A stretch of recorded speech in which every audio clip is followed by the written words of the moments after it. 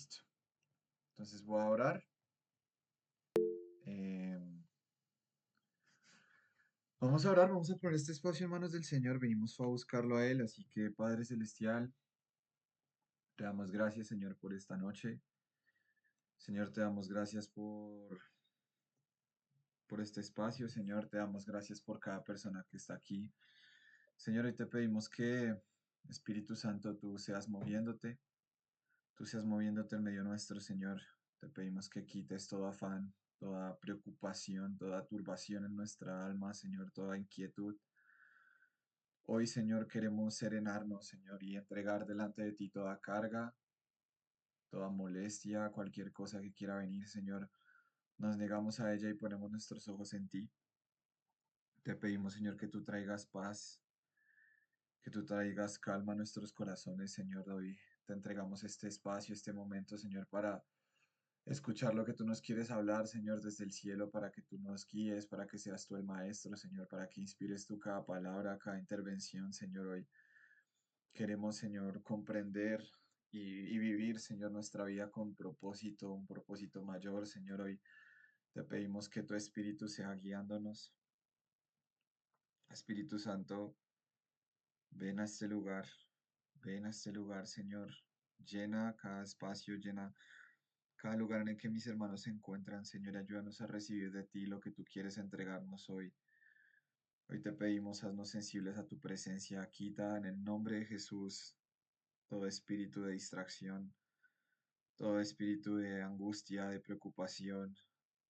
Señor, hoy declaramos, Señor, que tú eres el Dios que gobierna, tú eres el Dios de paz. Señor, hoy entregamos todo aspecto de nuestras vidas a ti, Señor. Hoy queremos escucharte, escuchar tu voz. Te pido por cada persona que está conectada, cada persona que ve la grabación. Señor, tú eres bueno, tú eres bueno, tú eres bueno y te seguimos, Señor, te seguimos a ti, seguimos tus pisadas, seguimos tu caminar, seguimos tu enseñanza, Señor, lo que tú quieras hacer, Señor, hazlo hoy. Tienes vasos dispuestos, Señor, a recibir lo que tú quieras entregar.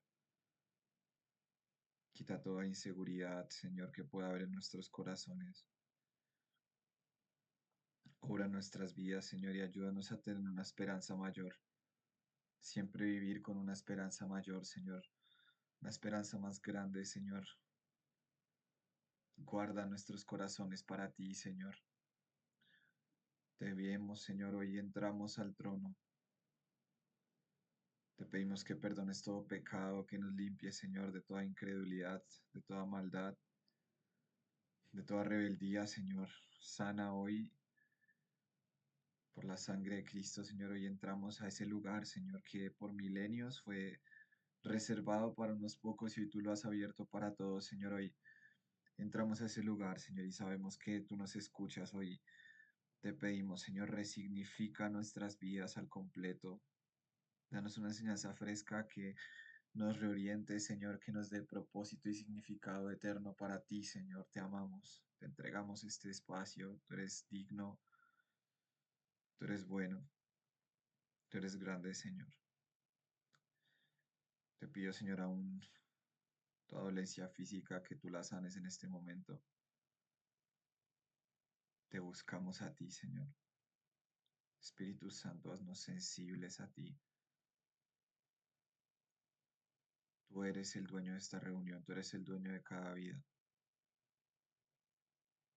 Apartamos nuestra mirada de todo lo demás para mirarte a ti, para seguirte, Espíritu Santo. Tú estás aquí con nosotros, queremos alegrar tu corazón, Señor, queremos reconocerte, reconocer tu cercanía. Gracias, Espíritu Santo. Con tu poder, Señor, tómanos. Toma nuestras mentes y nuestros corazones para verte. Yo te pido, Señor, que cada hermano que está aquí pueda percibir tu presencia,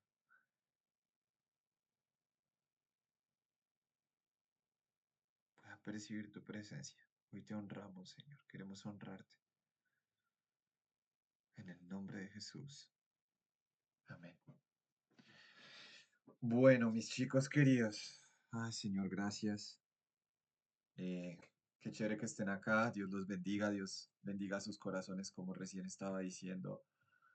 De verdad que espero y le pido al Señor que lo que hoy podamos compartir sea bendición para todos los que están acá, que puedan de verdad irse transformados con una perspectiva diferente. Mm, es un tema largo, es un tema largo que tiene mucho por cortar, pero no sé, toda esta semana justo estaba pensando mucho en tocar el tema. Recuerdan, no sé si yo les había dicho que me gustaría que estudiáramos la procesión del regreso de Cristo, como todas las etapas de todo lo que va a pasar cuando Él vuelva, que va a pisar la tierra y la tierra se va a abrir y bueno, ese día va a ser sumamente glorioso, pero creo que el Señor me está llevando a una conversación un poco más, o sea, tiene que ver, pero un poco diferente. Yo creo que vamos a encontrar un espacio para hablar de la procesión del regreso de Cristo a más detalle. Y seguramente tocaré cosas de allí, pero no me podía aguantar las ganas de hablarles acerca de los 1000 años, de ese milenio. Y toda esta semana estuve pensando mucho en esto porque sin darme cuenta, creo que es un mensaje que tengo como quizás no tan presente todo el tiempo, es decir, no lo medito todo el tiempo, pero me ha transformado la manera en la que vivo mi vida. Y creo que puede hacer lo mismo con ustedes porque les ayuda a entender con mayor profundidad cuál es el plan de Dios, cuál es el propósito final. Y claro que tenemos como nosotros muy presentes que el propósito final es que Jesús venga a esta tierra, que lo podamos ver, pero eso se consuma en algo. Y creo que esa consumación de lo que Dios quiere hacer al venir a esta tierra a reinar, se puede profundizar un poco aquí en lo que vamos a leer hoy. Y hoy quiero cambiarles la perspectiva a algo que a mí me ayudó, me cambió. Y aún a día de hoy digo, creo que esto es un mensaje que es mucho más profundo y se le puede sacar mucha más riqueza que no sé si del todo estamos como viéndola. Entonces tenía ganas de hablarles acerca del milenio. Hay diferentes posturas acerca de esto. Esto es Apocalipsis 20. Acuérdense qué pasaba en Apocalipsis 19. El Señor regresa. El Señor regresa, el Señor viene en las nubes, aniquila todo el ejército del anticristo que se opone, destruye al anticristo que está sentado en el templo de Jerusalén y veremos todo esto pasar, pero creo que a partir de acá, lo que es el milenio, el juicio del trono blanco, el cielo nuevo y la tierra nueva es como la consumación de por qué Cristo tiene que volver y qué va a pasar cuando Él regrese. ¿Cuál es el punto y la perspectiva de todo? ¿Cuál es el objetivo final? ¿Hacia dónde estamos nosotros apuntando y viendo?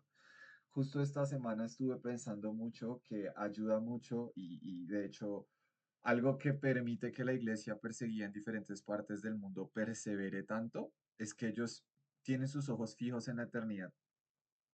Y creo que este concepto de eternidad a veces es muy etéreo, no sé si saben qué significa eso, es como muy amplio, como muy ambiguo, porque hablamos de eternidad y quizás lo primero que se nos viene a la mente es, bueno, estar, sí, sin tiempo, sino por siempre y para siempre, simplemente sentados en una mesa o yo a esto sí se los he dicho antes a ustedes, que yo pensaba que irme para el cielo era como un culto de domingo, pero por toda la eternidad, que yo decía, no puede ser, qué aburrido, muy inocentemente, pero es porque no es tal cual, pero yo decía como no puede ser, o sea, yo me acuerdo que de pequeño yo pensaba, pero es que no, o sea, son 2 horas y yo no me las aguanto, como así que una eternidad? Y había muchas cosas que no comprendía y de verdad que el mensaje del milenio ayudó a que mi corazón afrontara y entendiera todo el plan de Dios, toda la Biblia, incluso desde una perspectiva distinta, y que me aproximara a la eternidad también con un entendimiento diferente. Entonces, pues bueno, para eso quiero como decirles algo que me parece muy relevante y es, en esto yo creo que he hecho énfasis antes, eh, acerca de que creo que nosotros no estamos tan del todo conscientes en lo importante que es para el Señor la comunión. Creo que yo trato a veces de hablarles mucho de esto, como de decirles y tal vez sacar pequeñas perlas alrededor de diferentes partes de la Biblia para hacerles ver que Dios anhela todo el tiempo estar en comunión. Es más, Jesús anhela todo el tiempo que colaboremos con Él en todas las cosas, o sea, Él desea estar muy involucrado y creo que aquí podemos experimentar que el Espíritu Santo desea lo mismo con nosotros, que todo lo que vivamos como que lo involucremos a Él y trabajemos en equipo y no sé, siento que este sentir de comunión, yo sé que Jesús no es latino, pero como este concepto y este anhelo como de cercanía, de familia es algo que está mucho en el Señor. Eh, y obviamente, pues, hay una parte clara en la que el Señor dice que quien no, o sea, el que quiera seguirme y no aborrece a esposo, esposa, madre, padre, hijos e hijas, no es digno de mí. No habla de que el Señor no aprecie y no valore la comunión, sino está hablando de la ubicación de tu corazón, ¿no? Dios es siempre el todo de tu vida y a partir de ahí todo el resto es añadidura, pero el Señor siempre tiene como esta noción y lo percibo mucho como al Señor le gusta que haya comunión. A tal punto que creo que, no sé si esto se los dije, pero las últimas semanas he estado muy con eso. Yo no sé si tiene que ver con mi noviazgo o qué, pero me parece muy llamativo que cuando el Señor diseña todas las cosas que hay en el universo tan increíblemente hermosas y geniales, los atardeceres, los árboles, los animales, las montañas, los ríos, todas estas cosas tan espectaculares, y diseña a Adán así increíblemente bien, y él diseña las estrellas, miren, todo es una obra tan creativa, tan imponente, impresionante, que todo el tiempo va diciendo la Biblia, y dijo Dios, esto es bueno, y dijo Dios, esto es bueno, y esto también es bueno, y esto es bueno. Pues llegó un punto en el que dijo, ok, esto no es bueno, hablando de que no era bueno que el hombre estuviese solo. Y más allá de pronto quererles decir como no, Dios quiere que la gente se case. Puede ser, igual Cristo es tu último esposo, es tu esposo final, así que si no tienes el llamado a casarte, créeme, Cristo te satisface, estoy convencido. De hecho, la persona más plena que pisó esta tierra fue un hombre soltero, Jesucristo. Pero creo que detrás del hecho de que Dios haya creado a Eva y haya visto a Adán, de pronto, no solo porque Dios siempre estaba con él, pero como que Dios quiso añadirle más comunión al tema y él diseña a la mujer y crea el matrimonio. Hermoso, increíble. O sea, em, no sé si puedo hablar de esto de una vez abiertamente, pero de hecho lo voy a hacer porque incluso si hay chiquitos, prefiero que tengan el concepto correcto. Eh, Espero que a nadie le sorprenda lo que voy a decir, sí, el sexo es creación de Dios. Es más, el sexo es una muestra de la gloria de Dios. O sea, a Dios se le ocurrió que el nivel de comunión que él anhelaba reflejar era tal que permitió que su creación pudiese convertirse en uno solo y conectaran de una manera completamente profunda. Mira, incluso es tal que Jesús, utilizando cualquier comparación que pueda querer utilizar, él utiliza la analogía de que él es el esposo y nosotros somos la esposa. O sea, el nivel de comunión que el Señor desea con nosotros es muy alto. Y me encanta. De hecho, ahí David Espinosa dice que opina lo mismo. También, sí, paréntesis rápido, me parece hermoso, fascinante y creo que, no sé, siento una invitación en mi corazón como a que el Espíritu Santo nos guíe a abordar el tema del sexo desde una manera tan saludable que siento que muchas veces ha habido antes como una especie de censura insana, de pensar que no puedo hablar con eso, con todas las personas abiertamente y por eso es que llegan redes sociales, llega el mundo, llega Satanás y te vende la imagen incorrecta de lo que realmente no es, cuando realmente es algo diseñado por Dios y está hecho para mostrar su gloria. O sea, es algo sumamente precioso, hermoso, santo, y me encanta poder empezar a tener esa óptica y esa perspectiva de que creo que Dios en serio eh, expresó su corazón al momento de crear el sexo, porque habla de un Dios que anhela esa comunión y que anhelaba que nosotros tuviésemos comunión cercana. Obviamente no estoy diciendo que acá el que se quede soltero, repito, Cristo es la plenitud y la satisfacción de todo, pero para no desviarme del tema y volver un poco a esto es, vemos un Dios que anhela constantemente estar cercano, ¿no? Dios ama la comunión, Dios ama estar cerca, Dios de hecho no quiere solamente que nosotros lo veamos como muchos cristianos lo ven como un semáforo, hay incluso no cristianos, es como, bueno, yo quiero saber cuál es la voluntad de Dios porque quiero saber qué es lo mejor para mi vida. Entonces, que Dios me abra puertas, que Dios me cierre puertas, cierre ventanas, abra corredizos y en fin, pareciera que fuera un semáforo o un cerrajero. Y el Señor no es eso, Dios no quiere solamente decirte, toma esta decisión o esta otra, sino Él quiere involucrarse íntimamente con todo lo que sucede en tu vida. Y en medio de que Dios es este Dios que anhela tanto la comunión, eh, podemos ver cómo Él desea profundamente que nosotros estemos involucrados en todo lo que Él va a hacer. Se me fue un poco la olla, la verdad ya ni supe cómo era que quería conectar todo, pero igual siempre me gusta mucho como recordarles la importancia que tiene para el Señor la comunión, el ser intencional. Cuando yo descubrí que el Espíritu Santo era una persona, me enloquecí, para bien. No tenía ni idea, o sea, yo no sabía, siempre para mí era como un poder que hacía que la gente se sanara o se cayera en algunas iglesias, pero cuando entendí que es alguien que está conmigo todo el tiempo y que tiene emociones, que tiene mente, que tiene voluntad, que es como si tuviera a Jesús al lado mío, sabes que es como si tú tienes una persona al lado tuyo, es imposible que tú la ignores, o sea, si me acuerdo de este ejemplo que colocaron, que si tú vas conduciendo un auto, un coche, por 2 horas y tienes un copiloto, o sea, es ilógico que todo ese tiempo tú no le hables, o sea, en algún punto, por el hecho de estar consciente de que la presencia de esa persona está ahí, tú le vas a dirigir la palabra. Y creo que con el Espíritu Santo muchas veces no nos damos cuenta o no entendemos como esa realidad de que Él está ahí, que Él es alguien a quien le gusta tener comunión con nosotros, participar en las decisiones. Incluso hay una parte en la Biblia en la que los apóstoles está escrito y mencionan que les pareció bien al Espíritu Santo y a ellos. O sea, eso es increíble. Yo me imagino un concilio con muchos cristianos hablando y ellos teniendo la conciencia de que el Espíritu Santo está ahí y todos preguntándole qué opina, confirmando lo que iban recibiendo.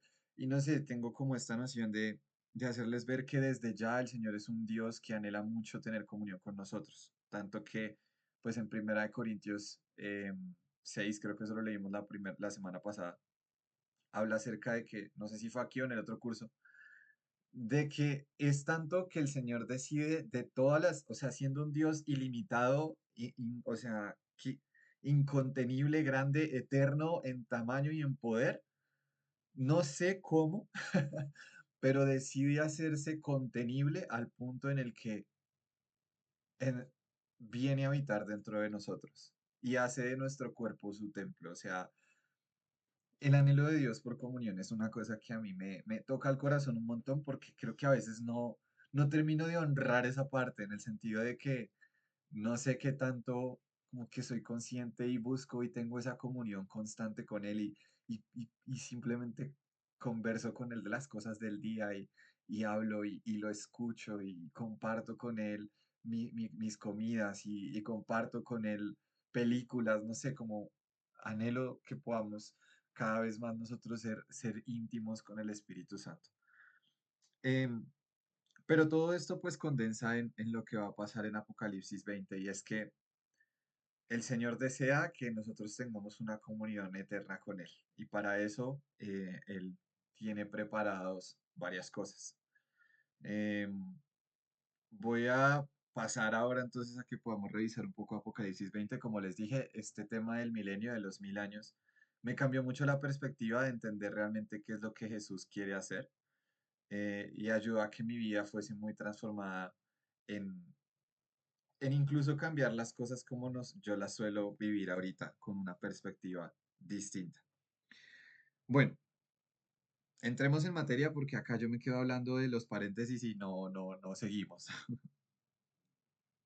Así que vamos a ver qué es lo que sucede. Jesús viene acá a la tierra por su iglesia, estamos todos juntamente con él viniendo y él toma el poder de la tierra, toma el poder del templo de Jerusalén y a partir de ahí empieza a pasar algo increíble.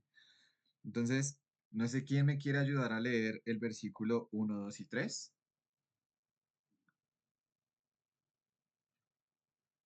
¿Quién por ahí se anima? Andrés, dale. Ay, se me fue con el otro correo, Dani. Soy Gabo. Ah, bueno, dale, Gabito. Entonces, Luego vi a un ángel que bajaba del cielo con la llave del abismo sin fondo y una pesada cadena en la mano. Sujetó con fuerza al dragón, la serpiente antigua, quien es el diablo, Satanás, y lo encadenó por 1000 años. El ángel lo lanzó al abismo sin fondo y lo encerró con llave para que Satanás no pudiera engañar más a las naciones hasta que se cumplieran los 1000 años. Pasado ese tiempo, debe ser soltado por un poco de tiempo. Listo, entonces, Cristo viene y toma posesión de la tierra. Hay una óptica, una perspectiva de Apocalipsis y del final de los tiempos que dicen, supuestamente, que esos 1000 años no son 1000 años literales que Jesús va a venir y va a reinar acá en la tierra, sino que esos 1000 años son, o mejor dicho, ya empezaron a pasar desde cierta fecha en el pasado. ¿Por qué yo no pienso que eso sea así? Porque si yo salgo a la calle y miro alrededor, ay, hermanos, para mí es clarísimo que Satanás no está atado y no es que no esté engañando a las naciones. De hecho, todo lo contrario. Lo que más Satanás está haciendo en este preciso momento, 25 de marzo de 2026, es engañar a las naciones. Entonces, no voy mucho con la idea de que supuestamente esos años ya hayan pasado o los estemos pasando. La perspectiva de estos 1000 años, yo creo que voy un poco más con una lectura más lineal del Apocalipsis y creo firmemente que esos 1000 años, por también otras partes de la Biblia, como la que leíamos, bueno, yo tenía ahorita en pantalla, que es Isaías 66 o Isaías 11, van a ser 1000 años en donde Jesús viene, va a tomar su trono acá y va a reinar aquí por 1000 años, en donde durante esos 1000 años Satanás no va a estar en la tierra engañando a las naciones, sino que va a estar Cristo gobernando. Regálenme un segundo.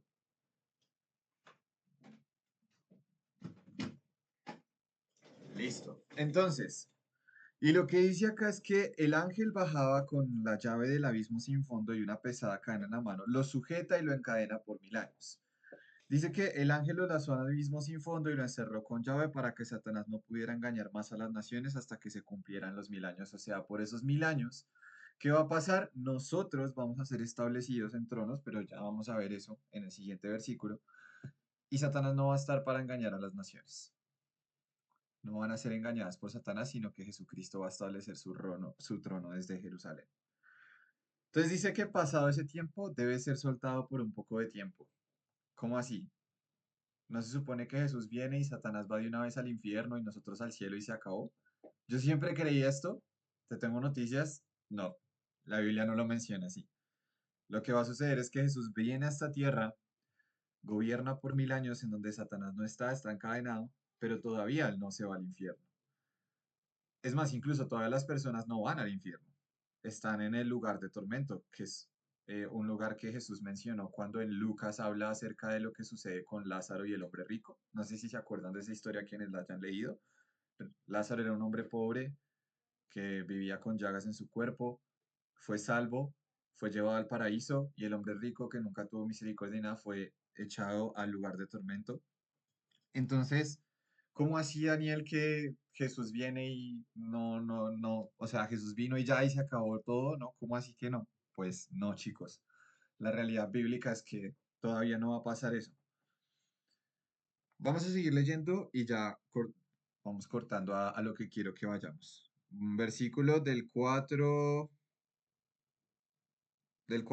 al 6. O bueno, mentiras, vamos solo con el 4. ¿Quién quiere leer el 4? Dale, Steffi. Después vi tronos y los que estaban sentados en ellos habían recibido autoridad para juzgar. Vi las almas de aquellos que habían sido decapitados por dar testimonio acerca de Jesús y proclamar la palabra de Dios. Ellos no habían adorado a la bestia ni a su estatua, ni habían aceptado su marca en la frente o en las manos. Volvieron a la vida y reinaron con Cristo durante 1000 años. Tremendo, buenísimo. Entonces, qué cosa tan espectacular. ¿Qué pasa? En este momento, las naciones están entregadas todavía, en buena medida algunas, a principados demoníacos. Daniel, ¿cómo así? ¿No se supone que Dios es soberano y rey sobre todas las cosas? Dios es rey sobre todas las cosas. Dentro de su propio gobierno está este plan en el que él todavía no toma el gobierno completo sobre la tierra, precisamente porque él es soberano. Hay un versículo muy famoso que muchas veces de pronto algunos de nosotros habremos visto, que de hecho incluso es un salmo, si no estoy mal, es el Salmo 110. Voy a tratar de mirar si sí es ese porque creo que recién lo vimos, en donde el padre ejecuta todo el plan y le va mostrando, aquí está espectacular. De hecho, lo citan en el Nuevo Testamento otra vez y es un versículo súper tremendo porque es una de esas primeras veces en las que se ve que David habla acerca del Mesías y habla acerca de la Trinidad. Ustedes saben que em, los judíos creen que Dios es uno solo, los musulmanes también, nosotros sabemos que es Padre, Hijo y Espíritu Santo. Aquí nosotros nos adentramos junto con David en una locura. David ve a la Trinidad hablando. ¿Y qué es lo que sucede? David registra lo siguiente, que de hecho este versículo Jesús lo utiliza en una ocasión para refutar a unos fariseos que lo estaban acusando. Miren lo que dice el versículo 1, dice, el Señor le dijo a mi Señor, siéntate en el lugar de honor a mi derecha. ¿Quién está sentado a la diestra del Padre? Jesucristo, Jesucristo, así es. ¿En qué momento se subió Jesús para estar sentado a la derecha del Padre? en el momento que fue crucificado, No exactamente, porque luego resucita y está acá en la tierra 40 días con los discípulos, pero por ahí. ¿Quién se acuerda? Nos fue llevado al cielo. Muy bien, en la ascensión, Cristo asciende al cielo y toma su lugar a la diestra de Dios Padre. Entonces dice que el Padre le dice a Jesús, al Hijo, dice, siéntate en el lugar de honor a mi derecha, hasta que humille a tus enemigos y los ponga por debajo de tus pies. El Señor extenderá tu poderoso reino desde Jerusalén y gobernarás a tus enemigos. Cuando vayas a la guerra, tu pueblo te servirá. ¡Qué profecía tan espectacular! O sea, yo no sé si ustedes sabían que los salmos están colmados de profecías. Yo sé que David lo conocemos como un rey increíble que lideró Israel de una manera impresionante, pero yo quiero invitarlos a pensar que este hombre, David, este hombre fue un profeta impresionante. O sea, él no se nombró a sí mismo profeta. Sabemos que cuando David estaba el profeta Samuel. De hecho, el profeta Samuel es el que lo unge a él como rey antes de que fuera a pelear contra Goliat. Pero David, sin necesidad de ser profeta, fue un hombre conforme al corazón de Dios. Y yo creo que David fue tan amigo de Dios que Dios le permitió ver un montón de cosas increíbles. Entonces, por lo general, cuando hablamos de gente que vio las cosas del final de los tiempos, dicen Daniel, Ezequiel, claro, obviamente. Juan, sí, pero fíjense que David pone en canciones cosas increíbles que Dios le revelaba acerca de su plan. Y literalmente se llama Salmo de David. Dice, el Señor extenderá tu poderoso reino desde Jerusalén y gobernarás a tus enemigos. Cuando vayas a la guerra, tu pueblo te servirá por voluntad propia. Estás envuelto en vestiduras santas. Me encanta esto, o sea, dice que es espectacular esta profecía acerca de Israel que está oculta acá. Tu pueblo te servirá por voluntad propia. O sea, bueno, sé que no habla solamente de Israel, habla también de la iglesia, pero qué hermoso saber que desde acá ya se está profetizando que no será porque con nuestra carne obliguemos como antes, que era religiosidad, cosas externas, sino que Él habrá cambiado nuestros corazones de tal manera que nosotros digamos, es que lo sirvo porque tengo la voluntad de hacerlo porque mi corazón es transformado y lo amo a Él y quiero servirlo a Él. Y dice, y tu fuerza se renovará cada día como el rocío de la mañana. El Señor ha hecho un juramento y no romperá su promesa. Tú eres sacerdote para siempre, según el orden de Melquisedec. Esto también está citado en el libro de Hebreos. El Señor está a tu derecha para protegerte, derribará a muchos reyes cuando estalle en su enojo, castigará a las naciones y llenará de cadáveres su territorio. Destrozará cabezas por toda la tierra. ¿Se acuerdan Apocalipsis 19, el anterior, que les dije que Jesús venía y iba a llenarse hasta eh, una altura de no sé cuántos codos que llegan hasta el bozal de los caballos, un río completo de sangre cuando el Señor venga y acabe con todos sus enemigos? Bueno, acá está, llenará de cadáveres sus territorios, que vimos que en Ezequiel y en Apocalipsis hay ángeles que le dicen a las aves de rapiña, vengan y aliméntense de carne de reyes y de poderosos, que estarán miles bueno, miles, no hay miles, pero muchísimas naciones reuniendo su ejército contra el anticristo para decir, no queremos que Jesús venga, lo rechazamos y el Señor viene y hace la guerra justa contra ellos, que dice Apocalipsis 19, que Él hace guerra justa. Y dice, pero Él se refrescará en los arroyos junto al camino y saldrá vencedor. Entonces vemos acá una cosa. Dice que Cristo está sentado a su diestra, a la diestra del Padre, mientras sus enemigos son puestos por estrado de sus pies. En Apocalipsis 20 vemos lo siguiente. ¿Qué pasa? Toda la tierra está infestada por pecado. Vamos a ver si podemos hacer esto. Ay. Vamos a ver si podemos hacer esto que yo sé que a ustedes les gusta de pronto que a veces pongamos gráficos y cosas para entender. Entonces tenemos la tierra, es un geoide, así que no me juzguen el diseño. Yo sé que parece el balón del mundial, pero es la tierra. Y toda la tierra, así como nosotros la vemos, está contaminada por el pecado. Contaminada por el pecado, contaminada. Cristo llega a Jerusalén y establece su reino. ¿Qué pasa? Hay una misión después de eso. Toda la tierra tiene que ser completamente santificada. Toda la tierra tiene que ser completamente santificada. Adivinen quién va a hacer esa labor. Nosotros. Exactamente. El Señor quiere que nosotros colaboremos con la santificación y restauración de toda la tierra. Les tengo una noticia. Mucha gente dice aquí, no puedo esperar a morirme e irme de este mundo y ya estar en el cielo. Es una parada provisional el paraíso. Cuando Cristo vuelva, vas a tener que volver acá. Yo te tengo una noticia. El Señor va a restaurar toda esta tierra. El Señor va a hacer que toda esta tierra sea como debió haber sido desde el principio. Ustedes, de hecho, eh, hay una profecía en Ezequiel 39 que sería genial que la pudiésemos leer, en la que habla acerca de que van a haber ciertas personas que van a estar designadas cuando Cristo regrese. O sea, que Ezequiel 40, si no estoy mal. Van a estar designadas a tener una labor. Adivinen qué labor va a ser. La labor va a ser deshacerse de los cadáveres que hayan quedado después de la guerra. ¿Cómo ven esa tarea? La verdad está incómoda. Está bastante incómoda. Mm, Creo que es Isaías 39, entonces sí, ya la buscamos. Y dice en Apocalipsis 20 que habrá personas que estén sentadas en tronos puestos para juzgar a todas las naciones que tendrán autoridad y otras personas que van a estar, pero sus labores van a ser limpiar la tierra de cadáveres. Yo te voy a decir algo que creo particular personalmente, por varios versículos bíblicos, incluido Mateo 25, por ejemplo. Yo creo fielmente, y esto es obvio, todos ustedes tengan esto 100% claro, la salvación, nuestra salvación, es por la gracia, única y exclusivamente por lo que Cristo hizo. No hay otra cosa que a ti te pueda brindar salvación. Absolutamente nada. Ninguna otra cosa que no sea la sangre de Cristo.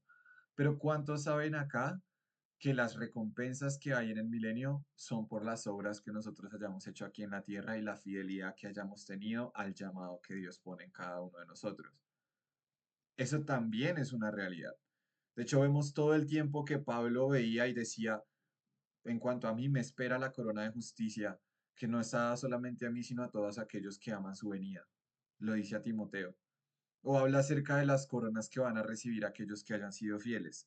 O en Mateo 25, cuando Jesús claramente habla acerca de que cuando vuelve el rey, llama a cuentas a todos sus súbditos y les dice, multiplicaste lo que te entregué, pues entonces yo te daré 10 ciudades para que gobiernen. Hermanos, eso no es como tan simbólico, creo que esto es muy en serio. Cuando Cristo venga y gobierne sobre la tierra y establezca su trono sobre Jerusalén, va a decir, listo, vamos a restaurar estas cosas. ¿Dónde están mis siervos de confianza para que yo en este momento empiece a entregarles a ellos responsabilidades sobre ciertos territorios? Y aquí a los que más hayan sido fieles, entregaste tu vida para predicar el Evangelio en Bogotá, Colombia, pues a ti te voy a entregar Bogotá, Colombia en el milenio para que tú la gobiernes y establezcas mi ley en todas las calles. Entonces, ahí es donde sí podemos nosotros tener la esperanza de que haya justicia, equidad económica, que haya igualdad, que haya condiciones ambientales correctas, porque va a haber un rey justo que va a establecer a otras personas hechas perfectas como él para gobernar la tierra. Antes de eso, hermanos, no va a haber ningún político que a nosotros nos pueda salvar, ni realmente restaurar la tierra como debe ser restaurada, pero va a llegar un momento en el que Jesús sí va a hacer eso y va a confiar en nosotros el gobierno sobre la tierra. Entonces, cuando Jesús, por ejemplo, dice, acumulen tesoros en el cielo, yo alguna vez creo que les dije hace poco que Dios no es un Dios de pobreza. De hecho, la sala del trono de Dios está hecha de oro, o sea, Dios es un Dios de abundancia y de riqueza. Todas las cosas abundantes que se consideran preciosas aquí en la tierra están inspiradas en cómo es el trono de Dios y de qué está rodeado. Ustedes, de hecho, ahorita vamos a más adelante a leer Apocalipsis 21 y veremos que hay un montón de piedras preciosas que rodean la Nueva Jerusalén. El punto y a lo que quería ir es, esta tierra va a ser administrada por nosotros cuando Cristo regrese, por aquellos que hayan sido fieles. Em, ¿Dónde está este versículo? Quiero encontrarlo. Mira, acá está. Está hablando acerca del juicio sobre Gog y Magog. De hecho, habla, ese día del juicio llegará, dice el Señor soberano. O sea, estamos hablando de cuando Jesús regrese. Y habla acerca de lo que pasará con Israel. Y miren lo que dice el versículo 14. Pasados 7 meses se nombrarán grupos de hombres que exploren la tierra en busca de esqueletos para enterrar y así la tierra quedará limpia de nuevo. Donde encuentren huesos pondrán un indicador para que los equipos encargados de enterrarlos los trasladen al valle de las multitudes de Gog y los sepulten allí. Yo te voy a ser muy sincero. Creo que si tú recibiste salvación por Cristo, pero toda tu vida viviste siendo completa y absolutamente infiel a todo el llamado que Dios tenía, el Señor va a designar hombres para que hagan tareas que no son tan cómodas. Y van a haber otros que tengan autoridad superior porque hayan sido más fieles en haber obrado en esta tierra. Entonces, repito, no hay ninguna, absolutamente ninguna duda de que toda la salvación que nosotros tenemos es por gracia. Pero la Biblia es muy clara en que nosotros perseguimos coronas de justicia y perseguimos tesoros en el cielo a través de nuestras obras para el Señor. ¿Qué son las obras? No son obras de yo en mi esfuerzo hacer un montón de cosas, es obediencia a lo que Dios quiere que yo haga. Porque voy a hacer otra aclaración. Corintios dice claramente que si yo entrego todo lo que tengo a los pobres, pero no lo hago con amor, si no tengo amor, si Dios no me está llamando a eso y le dice solo por orgullo, no vas a tener otra recompensa. De hecho, Jesús todo el tiempo lo menciona, incluso en su sermón del monte, cuando dice, si ustedes quieren alzar las manos y que todo el mundo los vea cómo ayunan y cómo alaban, para que la gente los vea, háganlo. Háganlo y van a recibir el único premio que van a obtener por eso, y es el aplauso de la gente. Pero olvídense de que Dios a ustedes los va a premiar por hacer algo para ser vistos por los hombres o para sentirse orgullosos de sí mismos. Entonces, quiero que conectemos todas estas cosas. Cuando hablo acerca de que las recompensas son por las obras y la fidelidad que hayamos tenido acá, no me refiero a obras desde nuestra carne, desde nuestra voluntad, sino me refiero a que hayas sido fiel en el llamado que Dios te ha puesto en tu vida. Si Dios te dijo que fueras a un sitio a predicar y evangelizar, si lo hiciste y eres fiel, obedeces toda tu vida, obedeces y eres fiel a la voz del Padre, créeme que en la Biblia está claro que estás acumulando tesoros en el cielo. Estás acumulando tesoros en el cielo. Y eso es una realidad. Entonces, me encanta que ahí incluso también menciona, como estábamos viendo, que la tierra quedará limpia de nuevo. O sea, hay una misión posterior a cuando Cristo regrese para que nosotros restauremos la tierra. Esto a mí me parece brutal, muy brutal, y les voy a decir por qué. Me acuerdo de un ejemplo muy tremendo que puso Maxi Seravica, uno de los profesores del Instituto Misión, eh, en donde él dijo que después de recibir la enseñanza del milenio, un hombre, de hecho sacó el ejemplo de otro hombre, pero no recuerdo su nombre, un hombre que se encargaba de trabajar haciendo filtraciones para los ríos, es decir, limpiando el agua de los ríos para que no hubiera contaminación. Ese hombre sentía que su trabajo no tenía mucho propósito. Resulta que después de que ese hombre va como a una, no sé si una clase de Apocalipsis o una predicación, y le hablan acerca del milenio, en la vida de ese hombre cambió completamente. Ese hombre se acercó poco tiempo después a hablar con el predicador y le dijo, usted me cambió la vida. Lo que antes para mí era simplemente limpiar los ríos, ahora se convirtió en el entendimiento de que seguramente cuando Jesús regrese, y él diga, yo quiero restaurar la tierra, ¿quién me puede ayudar a limpiar los ríos?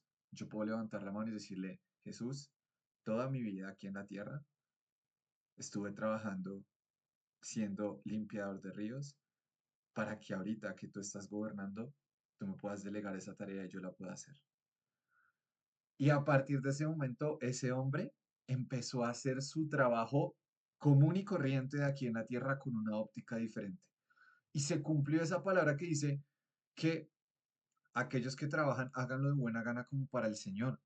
Cuando tú entiendes que las cosas que seguramente ahorita incluso puede que estés aprendiendo, que parecen ser únicamente cosas para esta tierra, las puedes transformar en adoración y tienes una perspectiva de, momento, cuando Cristo regrese yo puedo utilizar esto, créeme que tu vida se va a llenar de un aliento diferente. Por ejemplo, no sé quién acá sea ingeniero civil. Hermano, estoy seguro de que en el reino del milenio, cuando Cristo venga acá a la tierra y gobierne, va a ser necesario construir puentes, va a ser necesario construir cosas. Y el Señor va a decir, ¿y a quién le delegó esto? ¿Y dónde están esos ingenieros civiles fieles que van a decir, Señor, esto que tú me entregaste, esta creatividad para esta labor, yo la quiero ahora utilizar para tu gloria, porque me estuve preparando y ahora quiero utilizarla para tu gloria. Yo quiero dirigir la construcción de esta ciudad para que cuando tú vengas y la visites puedas ver, Señor, los puentes que diseñé con la creatividad que tú me diste, con la inspiración de tu espíritu, con tu compañía.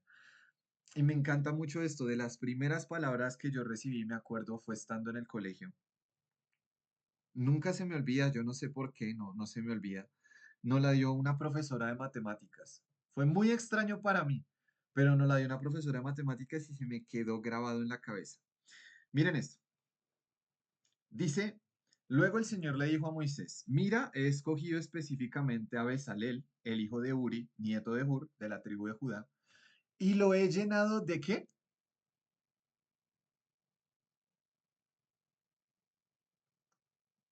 ¿Qué dice allí? ¿Sabiduría? Antes, El Del Espíritu Espíritu de Divino. Dios. Ok. muy bien, lo he llenado del Espíritu de Dios y le he dado gran sabiduría, capacidad y destreza en toda clase de artes manuales y oficios. ¿Cuántos de ustedes acá pensaban o sabían que se puede ser lleno del Espíritu Santo para ejecutar labores como la artesanía? Es una locura, hermanos. O sea, que yo pueda decirle al Señor, Padre, lléname de tu Espíritu Santo para que yo pueda diseñar este puente como tú lo quieres diseñar, para que yo pueda diseñar estas casas como tú las quieres diseñar. Estas universidades, yo creo que cuando Cristo regrese, esto lo dice Andy, me encanta, seguramente Él haga una especie, porque Dios a lo largo de la historia de la Biblia siempre le gusta como hacer memoria y tener como insignias las grandes proezas que Él ha hecho con su pueblo. De hecho, la Biblia en parte es eso, sí, es un registro de todas las maravillas y toda la historia de cómo Dios la ha desarrollado. Creo, y él dice esto y me parece una locura, pero no me extrañaría que suceda, que cuando Cristo venga a reinar acá en la tierra, tenga una especie de museo con el resumen de la historia de la humanidad. Y me parece muy chévere pensar en cómo, hey, desde el Antiguo Testamento estamos viendo cómo el Señor llena a personas del Espíritu Santo para darles sabiduría, capacidad y destreza en construcción de cosas. De hecho, dice ahí, en toda clase de artes manuales y oficios, es un gran maestro artesano, un experto en trabajar el oro, la plata y el bronce. Es hábil en grabar, en incrustar piedras preciosas y en tallar madera. Es un maestro en todo trabajo artístico. Entonces, es impresionante, es espectacular. Quiero decirte lo siguiente, esa pasión quizás que tú tienes hoy, porque a veces hemos pensado que adorar a Dios únicamente se puede hacer a través de, bueno, Daniel, es que si yo quiero servir al Señor, tengo que servir en mi iglesia haciendo algo. Hermano, no necesariamente. ¿Qué pasa si yo te dijera que tú puedes servir al Señor siendo un gran empresario? Porque creo que tiene todo el sustento bíblico. Que Dios quiere llenarte de su espíritu para ser un gran administrador, que Dios quiere llenarte de su espíritu para ser un gran ingeniero civil, para ser un gran matemático. O sea, ¿tú no crees que toda esa creatividad y cosas tan increíbles que Dios nos dio desde el principio, no esperaba Él que las usáramos? Yo siempre pongo este ejemplo. Yo creo que Dios creó toda la tierra y Él tenía la expectativa de que, bueno, la tiene todavía porque Él va a restaurar todas las cosas, ¿no? Pero que Adán utilizara toda la creatividad que Dios le había dado para que Adán transformara la creación en algo maravilloso. Y eso es impresionante. Ustedes se han puesto a pensar que nosotros tuvimos la capacidad de extraer cosas de la tierra para convertir cosas como las frutas en helados. Voy a decirles esto, Dios no creó los helados, digamos, en sentido estricto que Él los haya diseñado. Él creó todas las herramientas para que nosotros, utilizando esa creatividad que nos entregó, las transformáramos y creáramos algo nuevo que Él diga, esto es increíble, el hombre está manifestando mi gloria siendo creativo como yo soy creativo. Y está haciendo cosas nuevas. En cierto sentido, quiero que me entiendan que evidentemente creo que a Dios no se le puede sorprender, pero me genera un poco de curiosidad y digo, ¿hasta qué punto quizás, no sé, yo le pueda preparar a Jesús un almuerzo que él necesariamente no se espera del todo? Es decir, no sé si me van cachando un poco la idea hacia donde quiero llevarlos, y es, ¿saben? Como cosas como, no sé, va a ponerme puede ser chistoso, pero Dios no creó necesariamente la bandeja paisa en sentido estricto. Él creó todo para que nosotros la pudiésemos diseñar. Y así con cada plato. Entonces creo que el Señor se complace en ver en la manera en la que nosotros exploramos esa maravilla que Él nos entregó de ser creativos. Creo que eso es maravilloso, es hermoso poder entender que podemos hacer parte de esto. Entonces, por eso me gusta un montón y me transformó un montón la perspectiva de la enseñanza del milenio. Cuando este hombre compartió esa enseñanza, yo dije, esto está espectacular. O sea, imagínate tú no tener revelación del milenio y ser una persona que filtra ríos. Obviamente tú vas a decir como, Señor, yo no le veo propósito a eso. Pero cuando tú entiendes que el plan último es que Jesús en un momento va a venir y ese tipo de cosas van a ser necesarias hacerlas, tú dices, impresionante, voy a capacitar todo lo que pueda para que cuando Él venga me delegue a mí esa tarea y yo la haga disfrutando que estoy colaborando en restaurar la tierra junto con Él. Y yo creo fielmente que eso, hermanos, eso va a ser así. O sea, cuando ese hombre vea que Cristo regresó, seguramente Cristo lo va a alegar como uno de los jefes que se van a encargar de limpiar los ríos y restaurar la tierra. Entonces, esta enseñanza de los 1000 años para mí es hermosa, es increíble. De hecho, de aquí es de donde se está escrito lo siguiente. Vamos por favor a Isaías 11, porque voy a hablarles de un concepto un poquito complejo, pero espero que lo podamos entender. A mí al principio me costó un poco, porque no es tan explícito en la Biblia, pero implícitamente sí se puede encontrar. Igual, filtrenlo, no es verdad absoluta, o sea, yo acá no voy a decirles que me siento absolutamente plenamente seguro de que esto vaya a ser así, pero veo indicios de que seguramente sí sea. Isaías 11 dice, versículo 6. En ese día, yo les he dicho que siempre que la Biblia habla de que en ese día o en el día del Señor, cuando habla de aquel día, siempre se refiere a cuando Cristo regrese. ¿Por qué lo vamos a saber? Es súper claro. Miren lo que dice. En ese día, el lobo y el cordero vivirán juntos. ¿Cuándo va a pasar eso? ¿Eso pasa ya?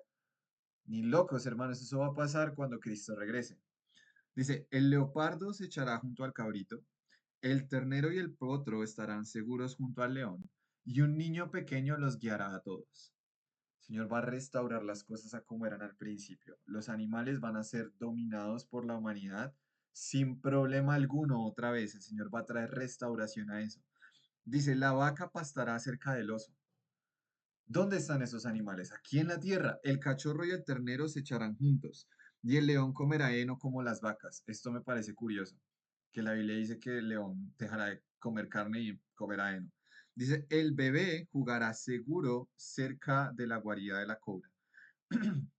Así es, un niño pequeño meterá la mano en un nido de víboras mortales y no le pasará nada.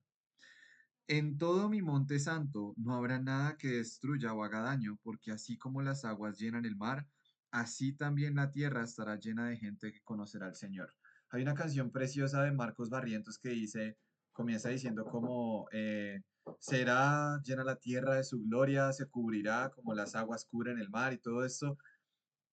aquí es ya como el cumplimiento ya de esa profecía en donde podemos ver que efectivamente toda la tierra será llena de la gloria del Señor como las aguas cubren el mar. No sé si se habían puesto a pensar en esa frase.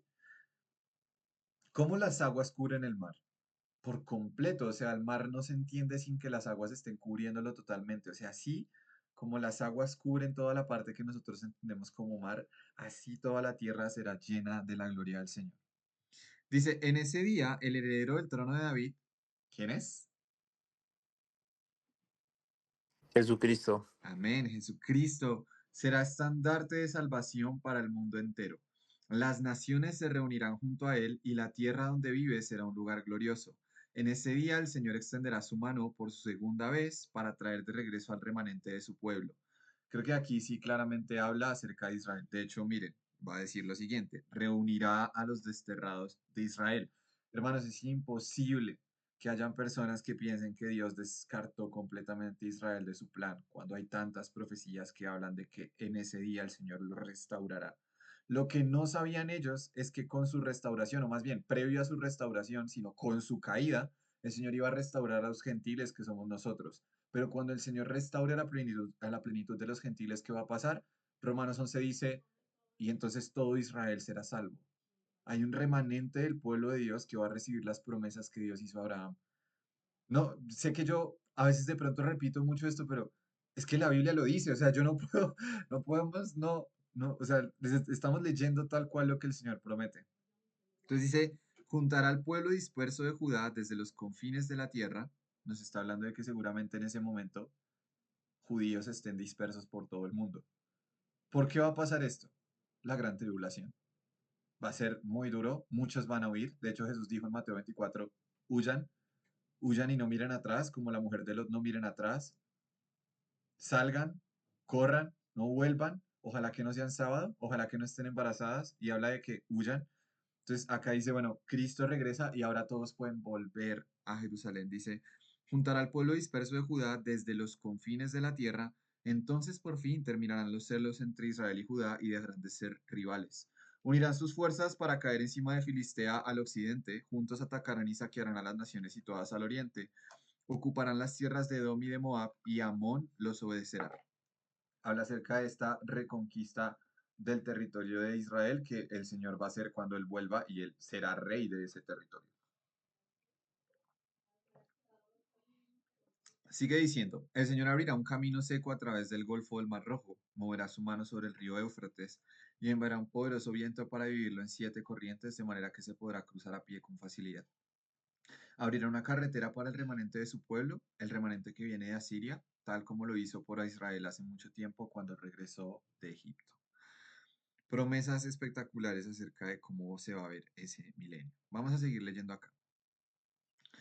Miren acá.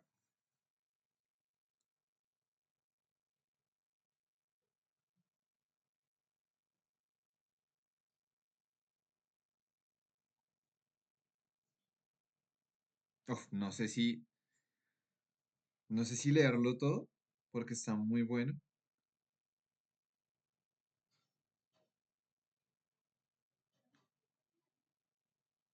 Bueno, yo creo que ya vamos acá. O sea, igual sí pueden leer esta parte anterior, es súper tremenda. Habla acerca del castigo de Dios a Israel por su infidelidad, por su desobediencia.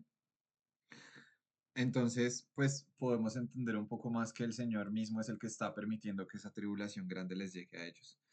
Sin embargo, vamos a ir al versículo 17, que es cuando ya empiezan esas profecías que Isaías ve. Dice, eh, dice, versículo 17. Voy a resaltarlo para que vean. Miren, estoy creando cielos nuevos y una tierra nueva y nadie volverá siquiera a pensar en los anteriores. Voy a hacer una aclaración acá. Cuando el Señor dice que cielos nuevos y tierra nueva, comúnmente nosotros podemos pensar que lo que va a pasar es que esta tierra va a implosionar y que Dios va a ser una tierra de ceros. Muchas veces en la Biblia cuando dice que va a hacer algo nuevo, no se refiere a que lo anterior va a ser destruido, sino que va a ser restaurado. Entonces, cuando, por ejemplo, nosotros nacemos de nuevo, No es que nuestro cuerpo implosione y se destruya, sino que nuestro cuerpo recibe un corazón nuevo y es transformado completamente. Entonces, esta idea de crear cielos nuevos y tierra nueva no habla necesariamente como de que eh, el Señor va a destruir la tierra completamente y va a crear una tierra desde cero, sino que todo lo que es la tierra ahorita va a ser transformado en una tierra nueva, en un cielo nuevo, y no nos vamos a acordar de estos tiempos en donde el pecado todavía está.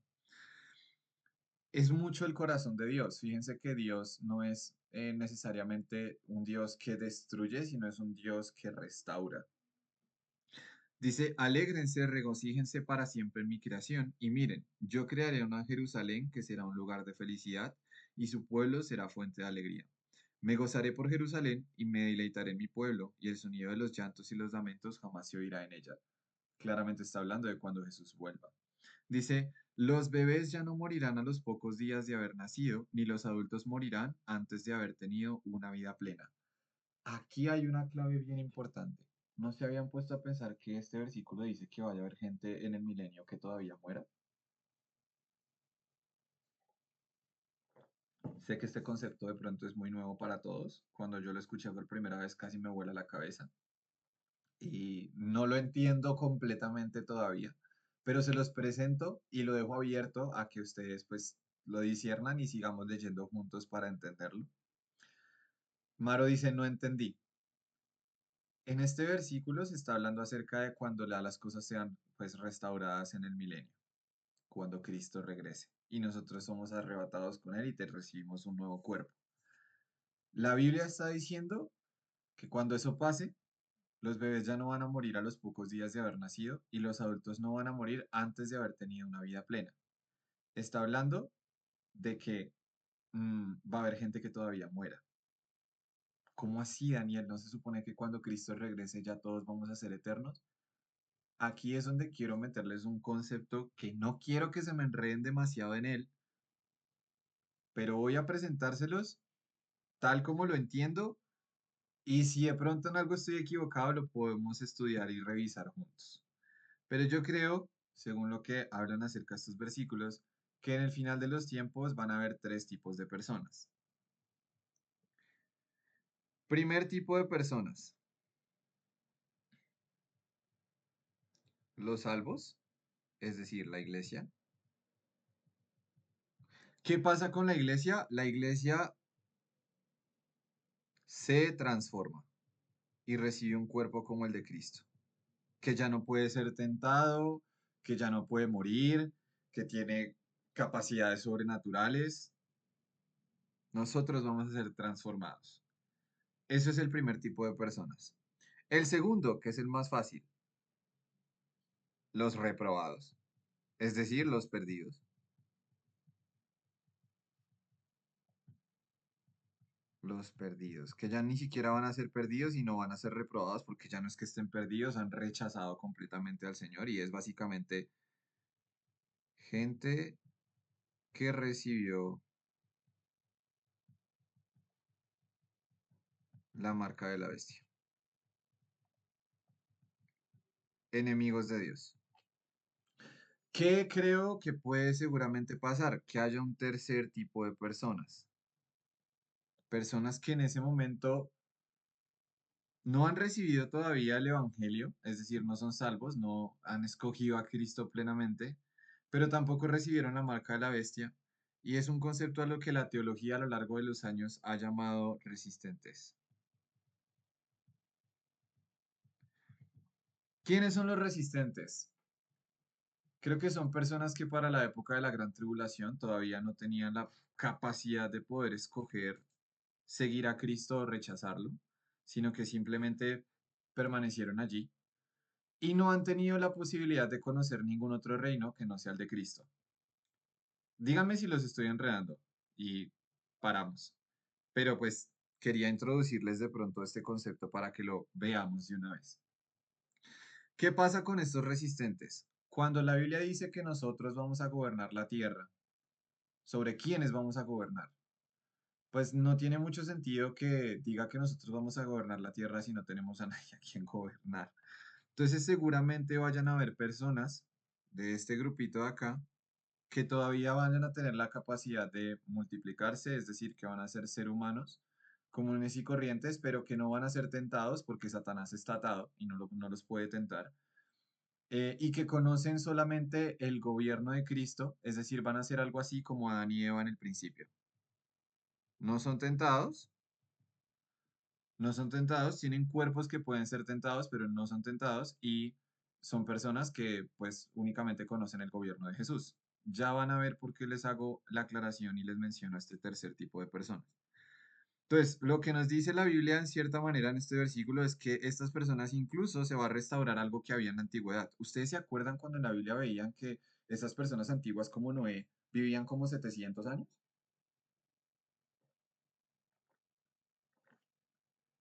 ¿Se acuerdan de eso?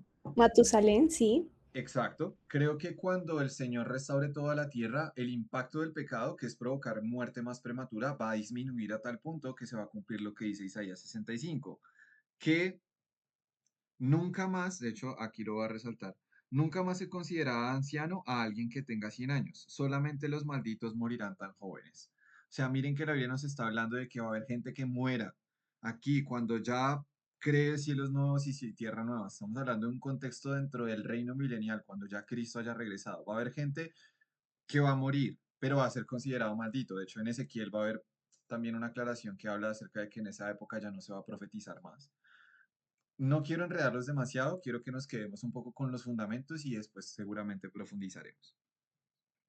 Entonces yo creo que esas personas van a volver a tener una vida bastante larga, de otra vez de 600, 700, 900 años como veíamos de Matusalén, de Noé, de todas estas personas de la antigüedad que vivían un montón de tiempo.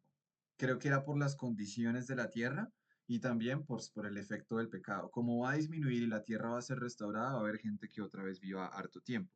No la iglesia ya tiene un cuerpo glorioso, no sé, va como a distinguirlo con estos rayitos de luz, que no muere nunca, ¿sí? No va a morir nunca más. Nosotros tenemos un cuerpo distinto y gobernamos sobre ellos. Dice, voy a seguir leyendo y ya les explico. Por favor, no se me enrede, quédense en un momento, no me maten todavía. No sé si estamos entendiendo, ¿vamos bien o ya, ya los perdí ahí? Listo, bien, creo que seguimos conectados. Vamos a desarrollar esto. Les estoy dando carne espiritual, ¿sí? O sea, esto es profundidades bíblicas. Entonces dice, en esos días la gente habitará en casas que construya y comerá el fruto de sus propios viñedos. A diferencia del pasado, los invasores no les quitarán sus casas ni confiscarán sus viñedos.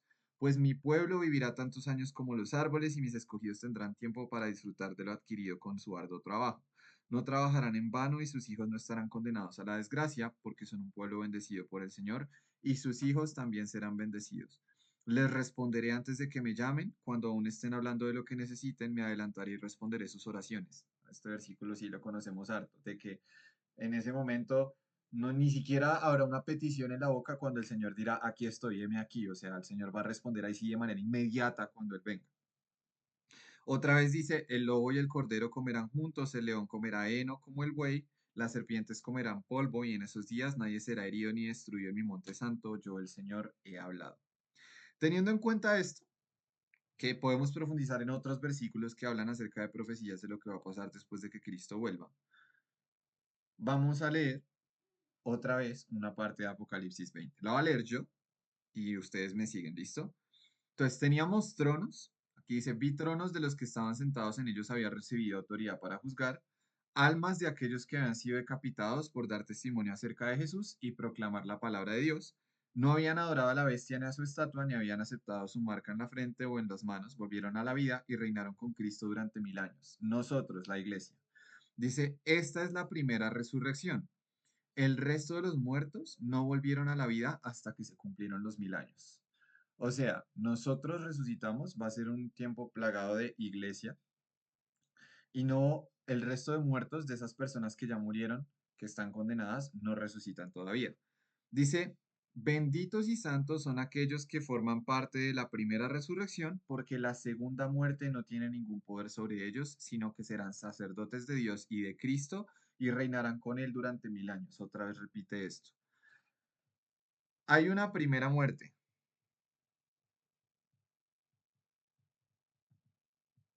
Esa primera muerte es física.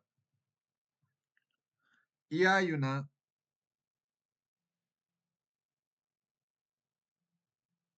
segunda muerte. Aunque de hecho habla de la primera resurrección, bueno, habla de dos resurrecciones, más bien pongámoslo en términos de resurrecciones. Entonces, primera resurrección. Resurrección. No se me pierdan, díganme si están perdidos y pausamos y explicamos. ¿Listo? Y hay una segunda resurrección. Los que hacen parte de la primera resurrección somos nosotros que resucitamos en el momento en el que Cristo regrese. El resto no resucita, sino que sigue muerto. Vamos a seguir leyendo. No sé, Kate, ¿tienes pregunta? Ah, no. Listo. Versículo 7, ¿quién lo quiere leer?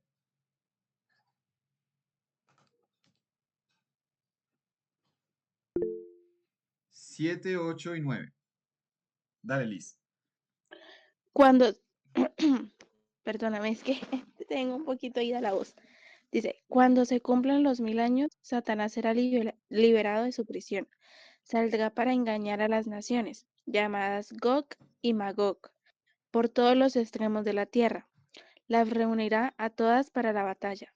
Un poderoso ejército tan incalculable como la arena de la orilla del mar. Y los vi cuando subían por toda la anchura de la tierra y rodeaban al pueblo de Dios y a la ciudad amada. Pero cayó fuego del cielo sobre el ejército que atacaba y lo consumió. Después el diablo, que los había engañado, fue lanzado al lago del fuego que arde con azufre, donde ya estaban la bestia y el falso profeta. Allí serán atormentados día y noche por siempre jamás. Listo. Daniel, ¿cómo así que Satanás va a ser liberado después de los 1000 años del reino de Cristo en esta tierra? Sí. Cuando Cristo venga, Satanás va a ser encerrado en una cárcel y durante 1000 años no va a tentar a las naciones, pero después de los 1000 años, la Biblia es clara, va a volver a ser liberado y va a salir a engañar a las naciones. Y es más, de una vez la Biblia nos hace el spoiler, va a tener éxito. Las va a reunir a todas para otra vez una batalla en contra del Señor. ¿Dónde se va a desarrollar esa batalla otra vez? Miren, es que es tremendo. Subían por toda la anchura de la tierra y rodeaban al pueblo de Dios y a la ciudad amada. ¿Cuál es la ciudad amada? Jerusalén. ¿Por qué van a rodear Jerusalén? Porque Jesús va a tener su trono en Jerusalén. Sin embargo, esta traición que va a haber, o sea, que se va a llevar a cabo, ya no va a ser de, ay, esperamos otra vez 6000 años y enviamos a Cristo para que muera. No, o sea, estaban en un contexto en el que Cristo ya era rey. ¿Qué va a pasar con esas personas que se rebelen? La Biblia dice, no, esta vez ya cayó el fuego del cielo y lo acabó. Fin. O sea, ya el Señor no se va a poner con toda la historia súper larga, sino va a caer fuego del cielo y los va a consumir porque ya habrán tenido un contacto directo con la gloria de Dios porque Cristo era su rey. Quiero explicarles a qué va todo esto. ¿Se acuerdan que habíamos mencionado que había este grupo de personas llamados los resistentes? Este grupo de personas que nace y crece durante el milenio, es decir, que nunca en su vida tuvo la tentación de Satanás, no fueron tentados, no tuvieron la elección de escoger si seguir a Cristo o no. Va a llegar un punto en que después de 1000 años, estas personas van a ser tentadas por Satanás. Es decir, Satanás va a salir a tentar a las naciones que van a componerse de este tipo de personas. Nosotros, que ya habremos resucitado una primera vez, tendremos un cuerpo que no puede ser tentado. Entonces, sí, hermanos, tú vas a resucitar, Satanás va a ser encarcelado y luego va a volver a salir.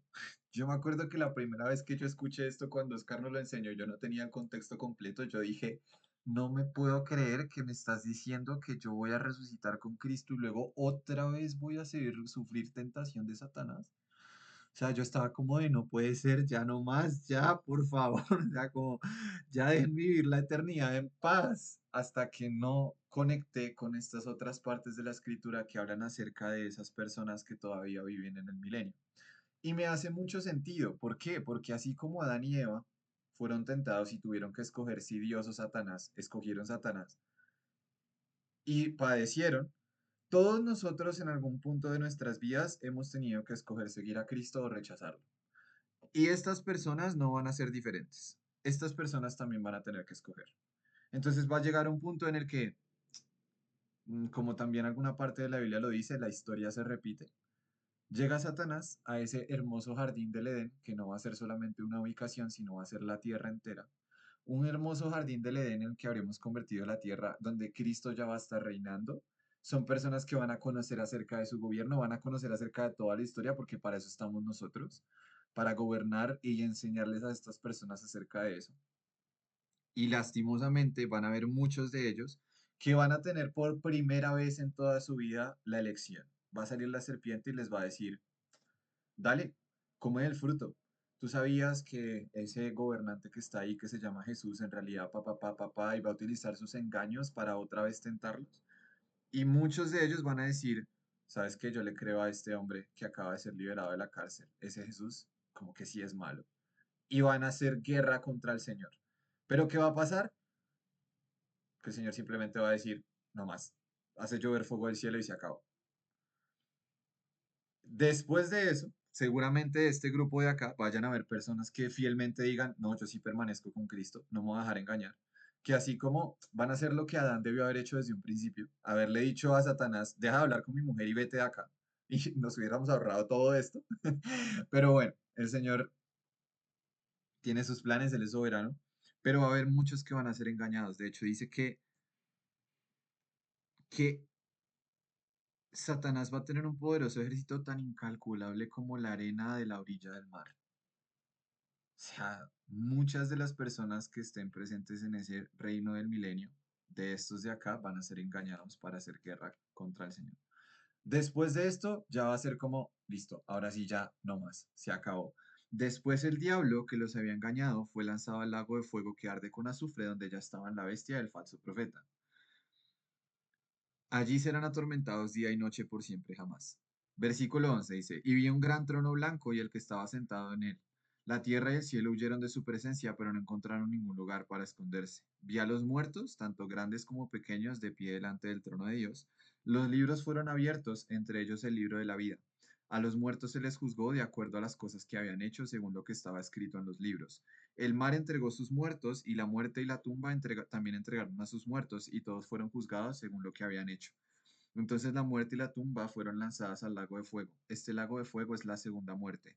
Y todo el que no tenía escrito todo el que no tenía su nombre registrado en el libro de la vida fue lanzado al lago de fuego.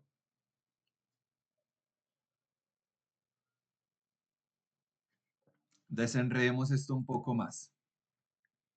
¿Se acuerdan que habíamos dicho acá adelante que todos los que tuvieran parte en la primera resurrección no tendría efecto sobre ellos la segunda muerte? Pues hay personas que no hacen parte de esta primera resurrección, sino solo de la segunda. Esa segunda resurrección es de la que habla acá. Son personas que son resucitadas única y exclusivamente para el juicio del trono blanco y para que el Señor les diga, por estas y todas estas razones, el veredicto que tú tienes es que debes ser lanzado al juicio final en el lago de fuego. No sé si conectamos ahí. Todos aquellos que hayan resucitado por primera vez, que es toda la iglesia, ese gran juicio del trono blanco, vamos a participar únicamente. De hecho, ni siquiera no sé si necesariamente se hable acerca de que nosotros participamos en él.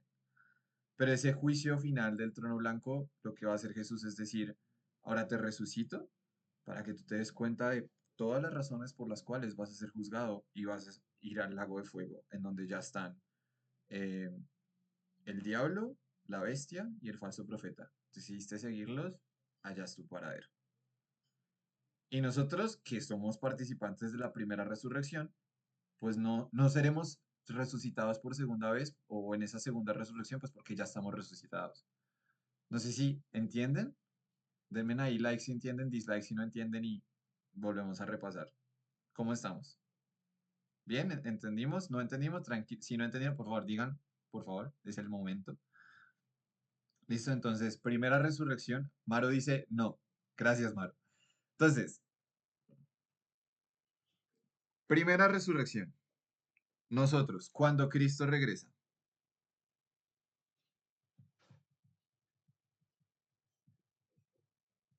Aquí la iglesia está resucitada ya. Segunda resurrección.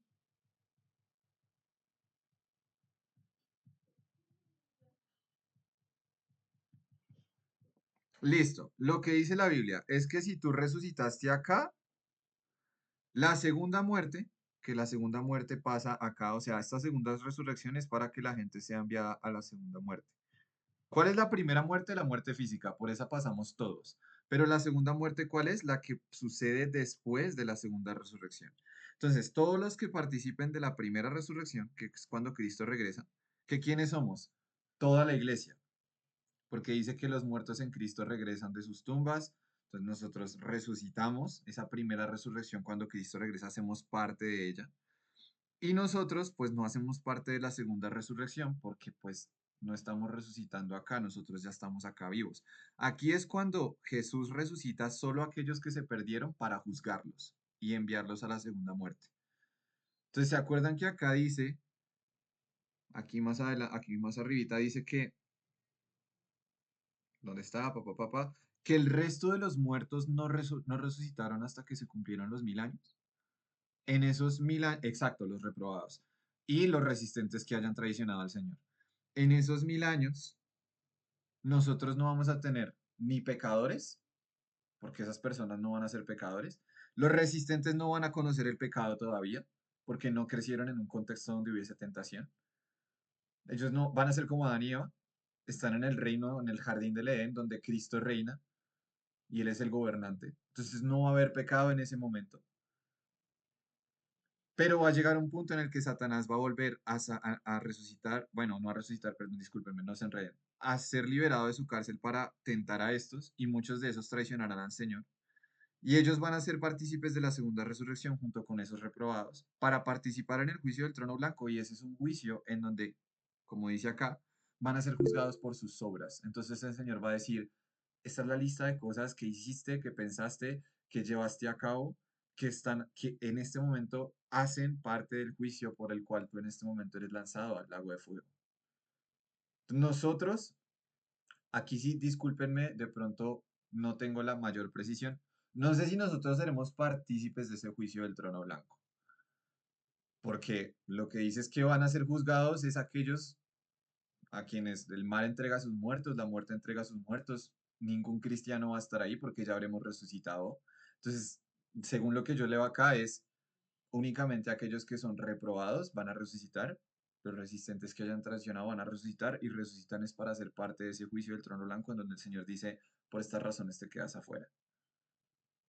Es más, incluso si me permiten de pronto pensar, creo que aquí sí quizás resucitarán es aquellos que creían que iban a entrar al reino, que realmente no entran y Jesús les va a decir, yo no te conozco. Entonces, aquí tenemos este apartado, el juicio final. Sandrita, tú tenías una pregunta, o no sé si un apunte. Los reprobados, Dani, son hijos de los que me perdí en los reprobados. Listo. Perdón, no quiero que se enreden. Vamos otra vez aquí a ver. Igual lo que les digo, me gustaría que esto, o sea, yo voy a procurar leer muchísimo más para tener más profundidad de estos temas. Cuando lo escuché la primera vez también yo dije, ¿qué? ¿Eso está en la Biblia? Luego cuando vi los versículos dije, ok, eso me hace mucho sentido. Pero vamos a volver a repasar entonces. Solo estas personas que ustedes ven acá. Ay, bueno, no, es más, incluso espérense, vamos a trazar una línea un poquito más visible. Una línea un poco más visible. Creo que estas personas que están acá de la línea roja para arriba, los salvos o los reprobados, son las personas que están en este momento en la tierra. Permítanme nuevamente, como les digo, especular un poco alrededor del versículo, es decir, no estoy especulando sin fundamento, pero digamos que la Biblia no es literalmente explícita con estas cosas, ¿sí? Entonces, puedo estar equivocado, estoy abierto a eso, es decir, no voy a decirles esto es absoluto. Estas son las personas que en este momento estamos, ¿sí? Cuando suceda al final de los tiempos, la tierra se divide en las personas que son salvas, las personas que son reprobadas y seguramente haya una generación que en ese momento todavía no tiene la posibilidad de escoger si a Cristo o al anticristo, porque, no sé, son bebés o son niños todavía, no tienen la capacidad de escoger. eh, no sé, digamos, puntualmente cómo funciona eso. Esa es la idea que de pronto pienso. Tengo gente que en ese momento no ha, no ha tenido una elección, es decir, no ha escogido a Cristo porque no lo conocen o no tienen la conciencia todavía, pero tampoco han escogido al anticristo. De esas personas, ese grupo de personas todavía van a poder multiplicarse, lo que veíamos en Isaías 65. Habla acerca de bendición hacia los hijos, entonces va a ser gente que en la tierra todavía vaya a poder multiplicarse y son los resistentes. Entonces va a haber toda una generación de estas personas. Estas de acá, que son los reprobados, van a estar muertos y no van a resucitar hasta que venga el juicio del trono blanco. Esta que es de acá, que es la iglesia, sí va a ser resucitada en el momento en el que Jesús vuelva. Y esta que es la iglesia va a gobernar sobre estos de acá. ¿Estamos más claros?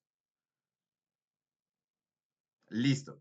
Esta generación de acá, como no, como Satanás no está en la tierra, no han experimentado tentación, no han sido tentados por el diablo, porque el diablo no está. El falso profeta y el anticristo fueron echados al lago de fuego y Satanás está encarcelado.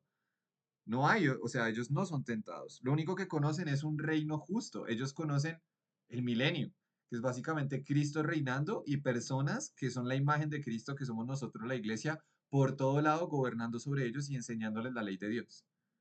Entonces ellos son, si lo queremos ver, son como Adán y Eva, que son seres humanos, todavía no tienen un cuerpo glorioso, es decir, pueden ser tentados, pero no están siendo tentados. Entonces, hagan de cuenta, ellos se encuentran como estaban Adán y Eva antes de que la serpiente entrara al jardín.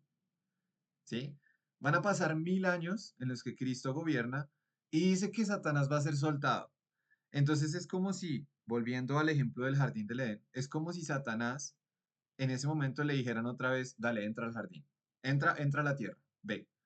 Y va a venir y con sutilezas va a venir hacia estas personas porque estas personas tienen que ser tentados y tomar decisión. Si permanecen con Cristo o si como Adán y Eva deciden pecar y son desviados por Satanás. Lo que la Biblia nos dice es que seguramente muchos de estos vayan a ser tentados y el enemigo los convenza para ir y hacer guerra contra el pueblo de Dios, que es la iglesia, y contra Cristo, que va a estar físicamente sentado en Jerusalén. Por eso es que dice acá que subían por toda la anchura de la tierra y rodeaban al pueblo de Dios y a la ciudad amada.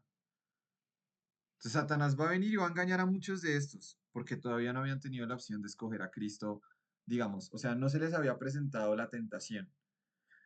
Cuando eso pase, lo que dice es que el Señor va a hacer llover fuego del cielo y ya se acabó. ¿Por qué creo que el juicio de Dios es más fuerte contra estos resistentes? Porque a diferencia de Adán y Eva, que convivían con Dios de una manera cercana, creo que es muy diferente el nivel de revelación que ellos van a tener con la iglesia predicándoles y contándoles toda la historia de la humanidad, con Cristo físicamente visible reinando en Jerusalén. Entonces creo que ceder ante una tentación en ese contexto es un poco mucho más fuerte.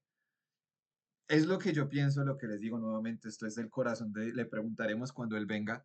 O sea, yo acá soy un ser humano común y corriente como ustedes, estoy haciendo conclusiones a partir de lo que leo en la escritura, pero de ninguna manera quiero decirles es que esto es así absolutamente definitivo. Nuevamente, puedo estar equivocado, se los comparto porque es la manera en la que lo he entendido. Em, y me hace pues mucho sentido con el resto de cosas que nosotros hemos leído acá.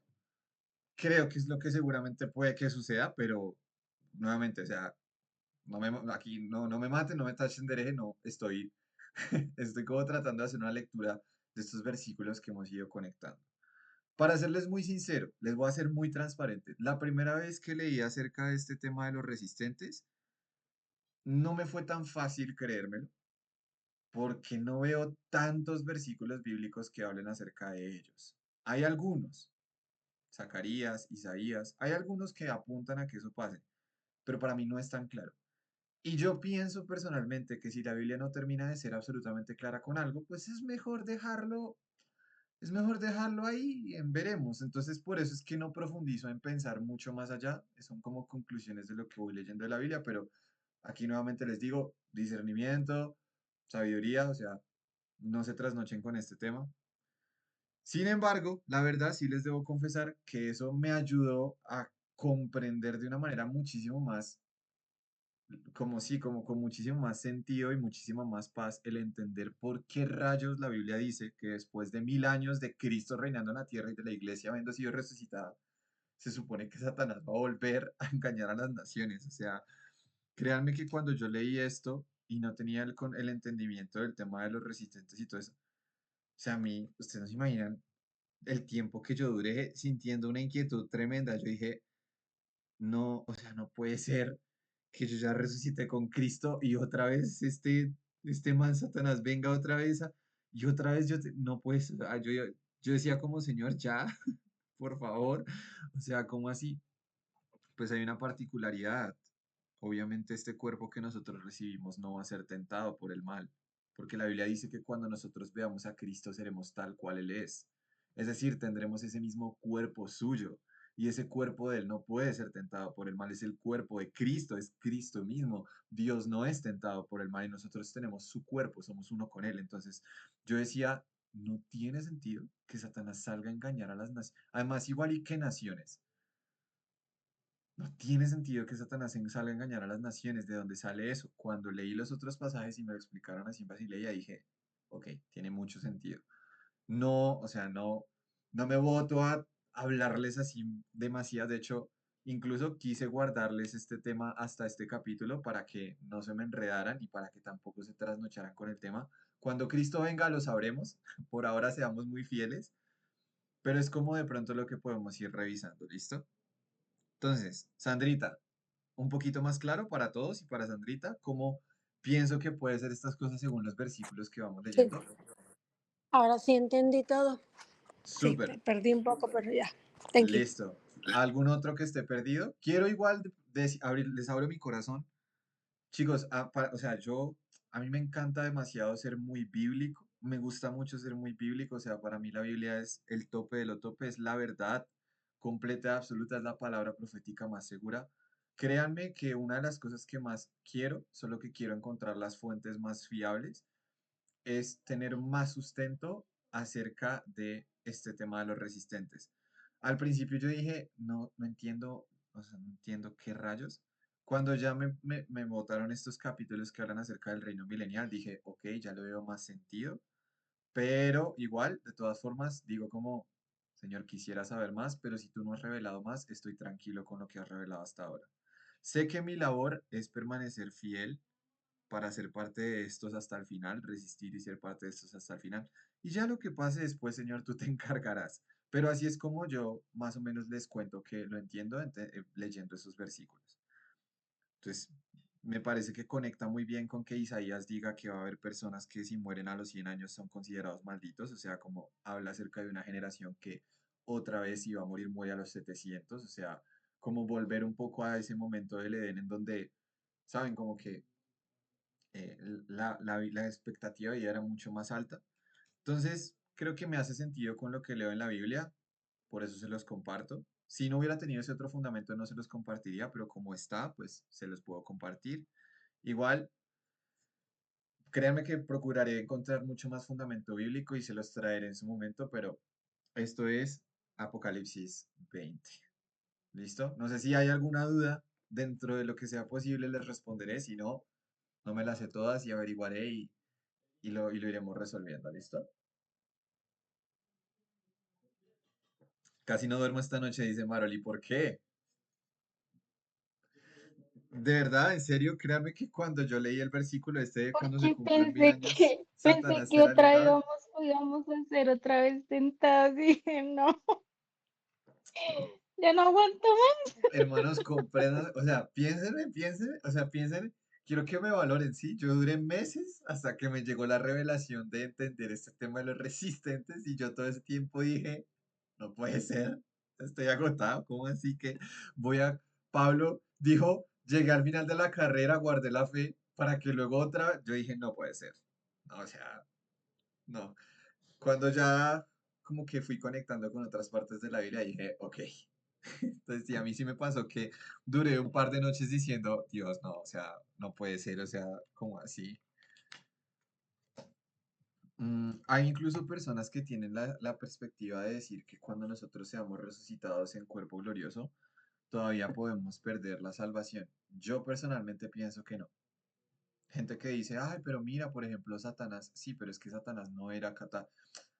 Voy a hacer esta también salvedad. Mucha gente dice, no, de pronto en el cielo tú también te puedes perder. O sea, uy, yo me acuerdo una vez que tuve una conversación así con amigos que, no, y después de resucitados podemos seguirnos perdiendo. Y yo decía, pues, díganme que no, por favor, porque no puedo más. Y ellos decían, bueno, yo creo que sí, es que mira, por ejemplo, Satanás. Satanás estaba en el templo de Dios y lo veía directamente y miren, se perdió. Y yo decía, no, Dios mío, no puede ser. Hasta que el Señor me fue revelando y entendí una cosa. Satanás no era tal cual la imagen de Dios. Nosotros tenemos una particularidad y es que seremos, primera de Juan, perdón, primera de Corintios 13, cuando lo veamos seremos tal cual Él es. Esa característica no la tenía Satanás. Satanás no era tal cual Él es. Entonces, Él obviamente sí podía caer. Yo creo que nosotros no, porque vamos a ser el cuerpo de Cristo en plenitud y Cristo no puede ser tentado por el mal. Así que yo creo que ese cuerpo que nosotros tenemos no va a poder ser tentado por el mal y por lo tanto la salvación será eterna y no habrá nada que nos separe del Señor, nunca jamás. Entonces sí, nuestra carrera y la fidelidad es en esta vida, en esta tierra. eh, y bueno, así es como lo he entendido. Y sí, o sea, la verdad es lo que me da más reposo, me da más paz. Encima glorifica un montón a Cristo porque le da peso a entender que su sacrificio adquirió una salvación tal que ni siquiera en su momento Satanás en todo su esplendor y gloria tenía acceso a eso, ¿sí? O sea, como que me hace mucho sentido también con entender que todo eso, vamos a pensar como, hermano, la cruz, el sacrificio de Cristo fue tal que nos hizo inmunes a perdernos por la eternidad. O sea, como, no sé, me hace mucho sentido y me dan ganas de adorar más a Cristo pensando en esa posibilidad. Entonces creo que realmente es la posibilidad a la que el Espíritu como que me da testimonio en mi interior. Dale, Juan Carlos.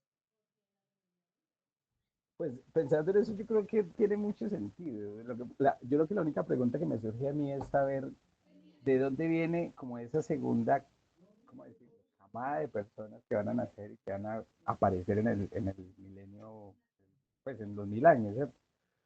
¿Por qué? Porque en medio de todo, yo a veces pienso y digo, bueno, ha habido muchas personas que no tuvieron la chance ni de escoger, personas que no Juan tuvieron la Carlos, te suerte. escuchamos un poquito lejos, no sé si porque no te estoy escuchando casi. Y ya respondo la pregunta de Sandrita. Entonces, a ver si mejor. ¿Qué Ahí, tal ahí? ¿Sí, súper, mejoró? súper. Ok.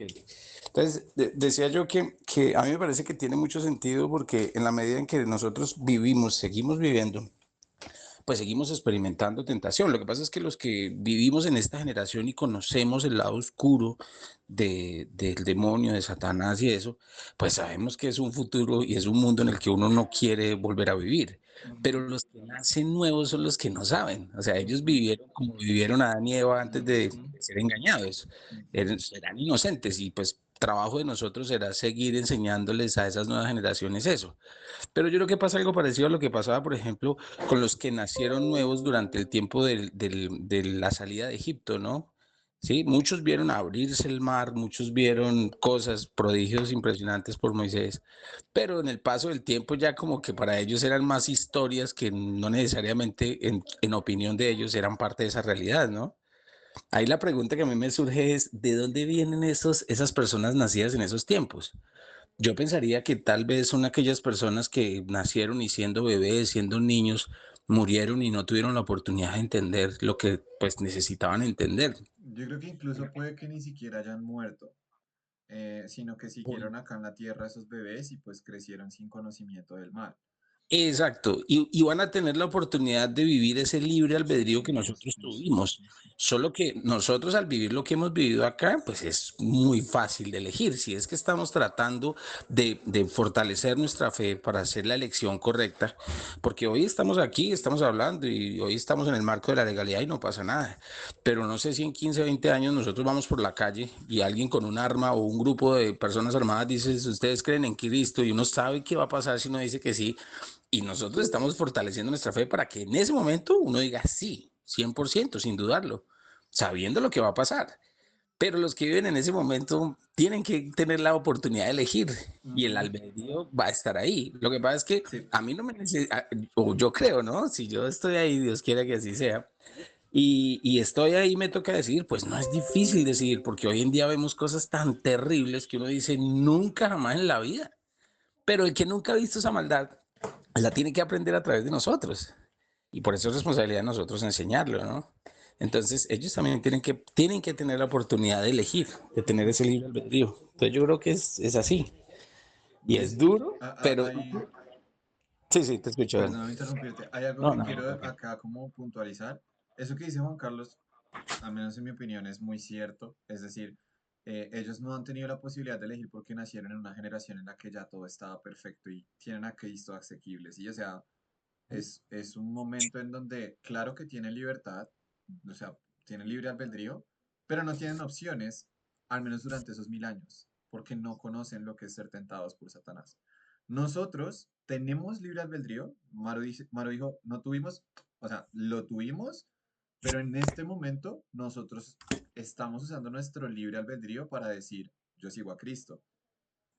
O sea, en este punto No, y nosotros podemos escoger y estamos escogiendo a Cristo. Ellos tienen que pasar una prueba en la cual ellos digan, o escojo a Cristo o escojo a Satanás, que me está ofreciendo cosas diferentes.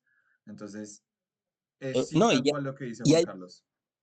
sí, y hay otra cosa que yo creo que es fácil, que me ayuda a entenderlo muy fácil.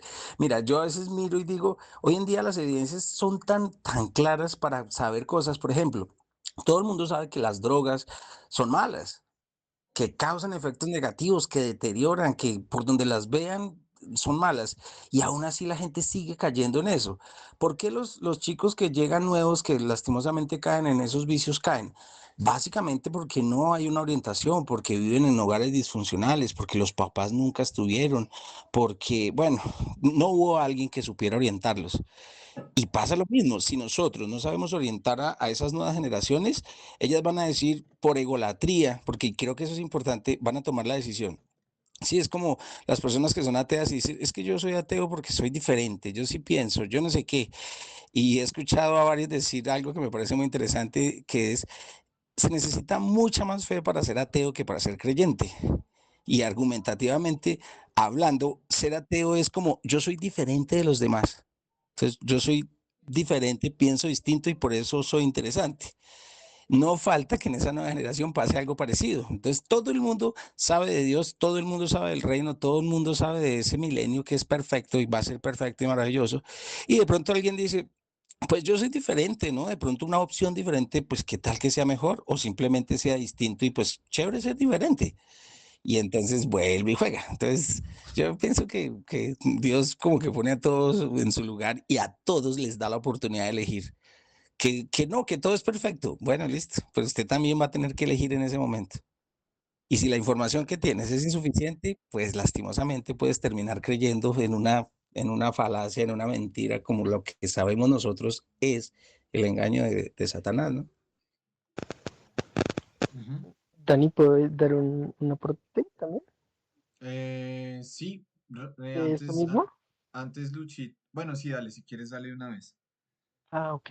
Es que estaba pensando en que pues de la misma manera como Adán y Eva fueron tentados, y ellos no conocían pecado en ese momento, pero fueron Ujú, tentados y ujú, obviamente ujú, cayeron en la tentación, o sea, voluntariamente decidieron por el mal, ujú, porque Satanás los tentó. Y entonces recordamos que Satanás después de va a ser soltado por los 1000 años, ujú, después de los 1000 años va a ser soltado y de esa misma manera pues va a tentar a las personas que aunque no conocían el mal, en cierto modo, igual van a tomar una decisión. Entonces también va a pasar como lo mismo que pasó con Adán y Eva.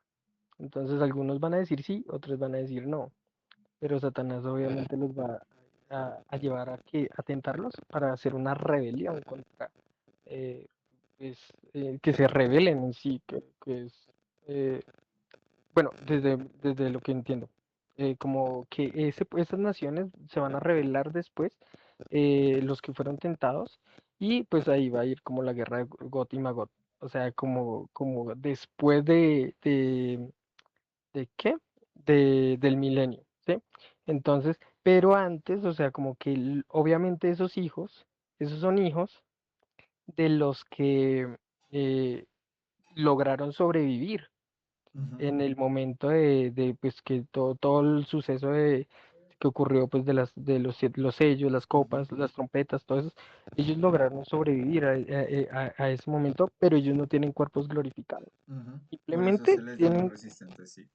entonces por eso es como que lograron sobrevivir porque de alguna manera también pues y en cierto modo lograron entrar al milenio porque pues pudieron, incluso fueron como algunos de los que ayudaron a personas que en ese momento estaban siendo perseguidas y ellos como que no fueron, aunque de alguna manera no eran, no fueron, bueno, no, pues, no eran muertos como tal, Sí, y no, tratando como de no eran organizar sus muertos. ideas.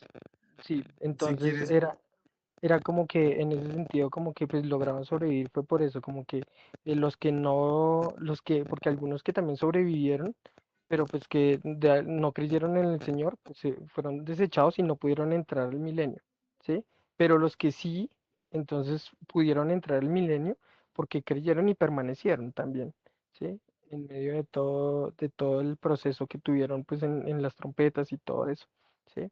Entonces es como que pues de ahí van a nacer los hijos y lo que tú dices, pues como obviamente van a tener muchísimos más años de vida las personas, entonces pues ahí van a haber, mejor dicho, muchísimas generaciones también que van a venir también en ese milenio, ¿sí? Van a repoblarse como tal otra vez las naciones con los que van a nacer en ese milenio, pero pues en ese milenio van a haber personas que pues claramente no tienen cuerpos glorificados, ¿sí? Y van a estar bajo el gobierno del reino de Dios y bajo el gobierno de los que obviamente están gobernando juntamente con Cristo. Entonces, que van a ser pues obviamente los que también van a ser aprobados. O sea, es que pues pareciera como un poquito complejo también, pero pues no todos exactamente, todos los que son salvos van a gobernar en el milenio, ¿sí?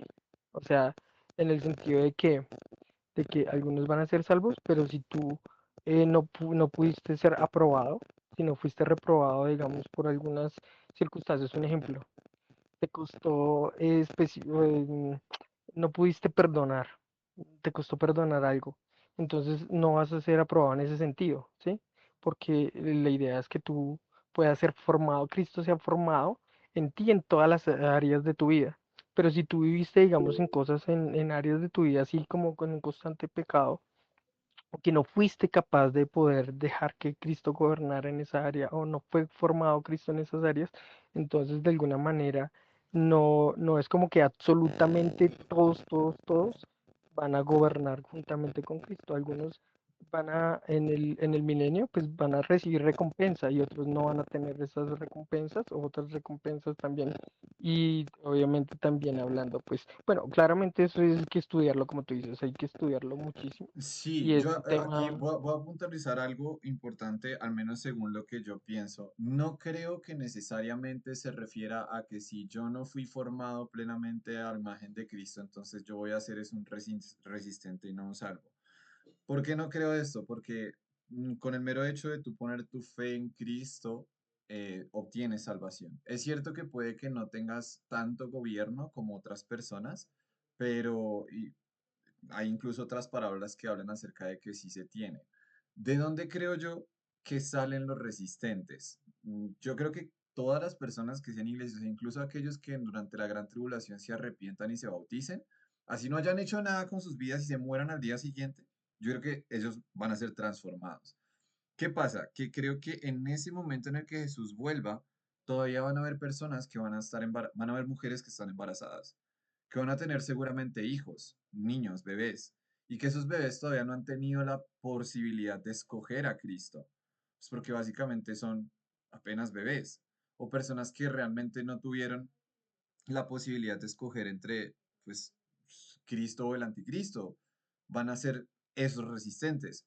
¿Qué pienso yo? Que seguramente sean pues esa última generación que o eran muy bebés o eran niños pequeños, y lo menciona Isaías 65, y no han tenido la posibilidad de todavía ser tentados y empiezan a crecer esos bebés, es en un contexto en el cual ya Cristo es rey.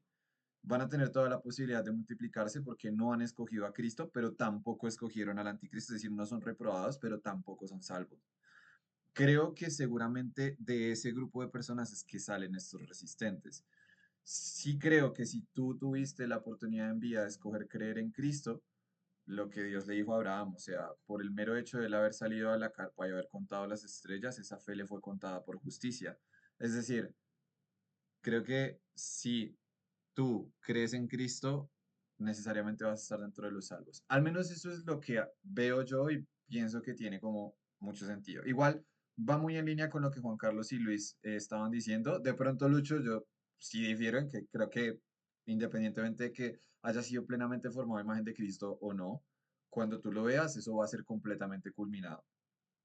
Y creo que también igual conecta un poco con este pasaje que dice que el que empezó la buena obra en nosotros, la perfeccionará hasta el día de Cristo Jesús. Es decir, digamos que con este grupo de acá, la conclusión que yo haría, al menos por ahora, es que seguramente sea una generación que no conoce todavía a Cristo, pero que tampoco conoció el anticristo, no conoció del pecado.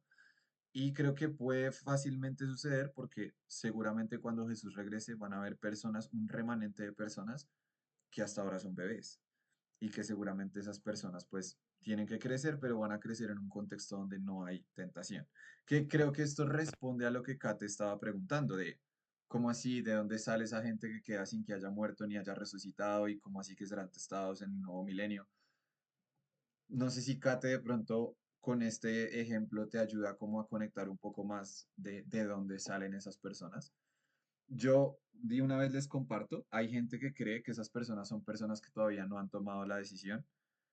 Yo no sé si irme por ese lado, porque creo que incluso para esas personas que ahorita, por ejemplo, no conocen de Cristo o no llegaron nunca a escuchar del Evangelio, esas personas son juzgadas según sus conciencias y si hay una persona que ya ha pecado con su conciencia durante la época de la gran tribulación, yo creo que eso le da para ser juzgado. No conozco al lujo de detalles qué va a pasar, quiénes van a ser estos resistentes, pero sí les puedo decir que creo, al menos yo creo que la Biblia apunta a que esas personas van a estar. Entonces, no sé si ahí como que conciliamos un poco más con todo. Sí, solamente como que la partecita que, como para aclararlo, era como un ejemplo, lo que yo decía era como un ejemplo el ladrón que murió en la cruz. En la cruz, O sí, sea, él fue salvo, sí, claramente. sí. Entonces, y obviamente, digamos, entra y va a estar obviamente en la Nueva Jerusalén y todo eso. Recibe un Pero cuerpo resucitado, sí. igual lo que tú decías es como muy clave en cuanto al gobierno por las obras. Ah, O sea, claro, porque no digamos en el necesariamente es caso gobernante, sí, exacto. no gobierna, a eso Ujú, era lo que yo me exacto, refería, digamos, yo, exacto. para Ujú, aclararlo. Ujú. Entonces, súper. él no va a gobernar, pero sí es salvo. Sí, no, digamos, por ejemplo, les voy a poner otro caso en la mente que tengo. Eh, no sé, una persona como, qué sé yo, les voy a poner el caso de mi abuelo. Mi abuelo toda su vida vivió renegando del Señor.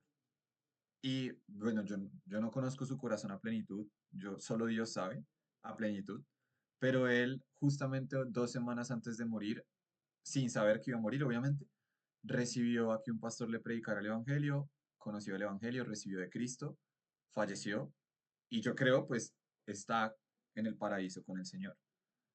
Evidentemente, no es la misma vida que él va a tener en el milenio a la que va a tener el apóstol Pablo, ¿sí? O sea, seguramente, y lo digo porque pues así es, mi abuelo vaya a tener que recoger muertos en el milenio y o, enterrar cadáveres, como leíamos en Ezequiel 40, mientras Pablo va a ser seguramente alcalde de no sé cuántas naciones, ¿sí? Entonces, ahí es donde se ve claramente lo que decía Jesús en la parábola de los talentos, cuando dice, pues, al que le di 5 talentos y me trajo otros 5, yo le doy. Y a los que no me trajeron, les quito para incluso darles al que tiene. Y al que le dio 2 talentos y recibió 4, los multiplicó, pues yo le doy. De hecho, incluso hay una de esas parábolas, no recuerdo en cuál de los evangelios, Jesús habla directamente de, lo pondré sobre ciudades, o sea, lo pondré sobre gobernante de 10 ciudades, lo pondré gobernante de 5 ciudades, o sea, lo que dice Lucho aquí sí, voy así a hacerle eco a esto. Jesús habla claramente de que en el cielo, bueno, este concepto de cielo, creo que hoy o sea, no lo desbaratamos, pero lo reorientamos bien.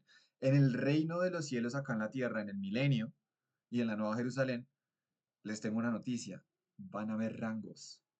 No todos vamos a tener el mismo rango, no todas las personas van a tener el mismo estatus, ¿sí? En este sentido, la Biblia lo habla claramente. Al que le entregaron 5 y multiplicó por 10, termina hasta con 11. El que le dieron 2 y multiplicó por 4, termina con 8. Entonces la Biblia habla claramente de que en el reino de Cristo sí van a haber clases.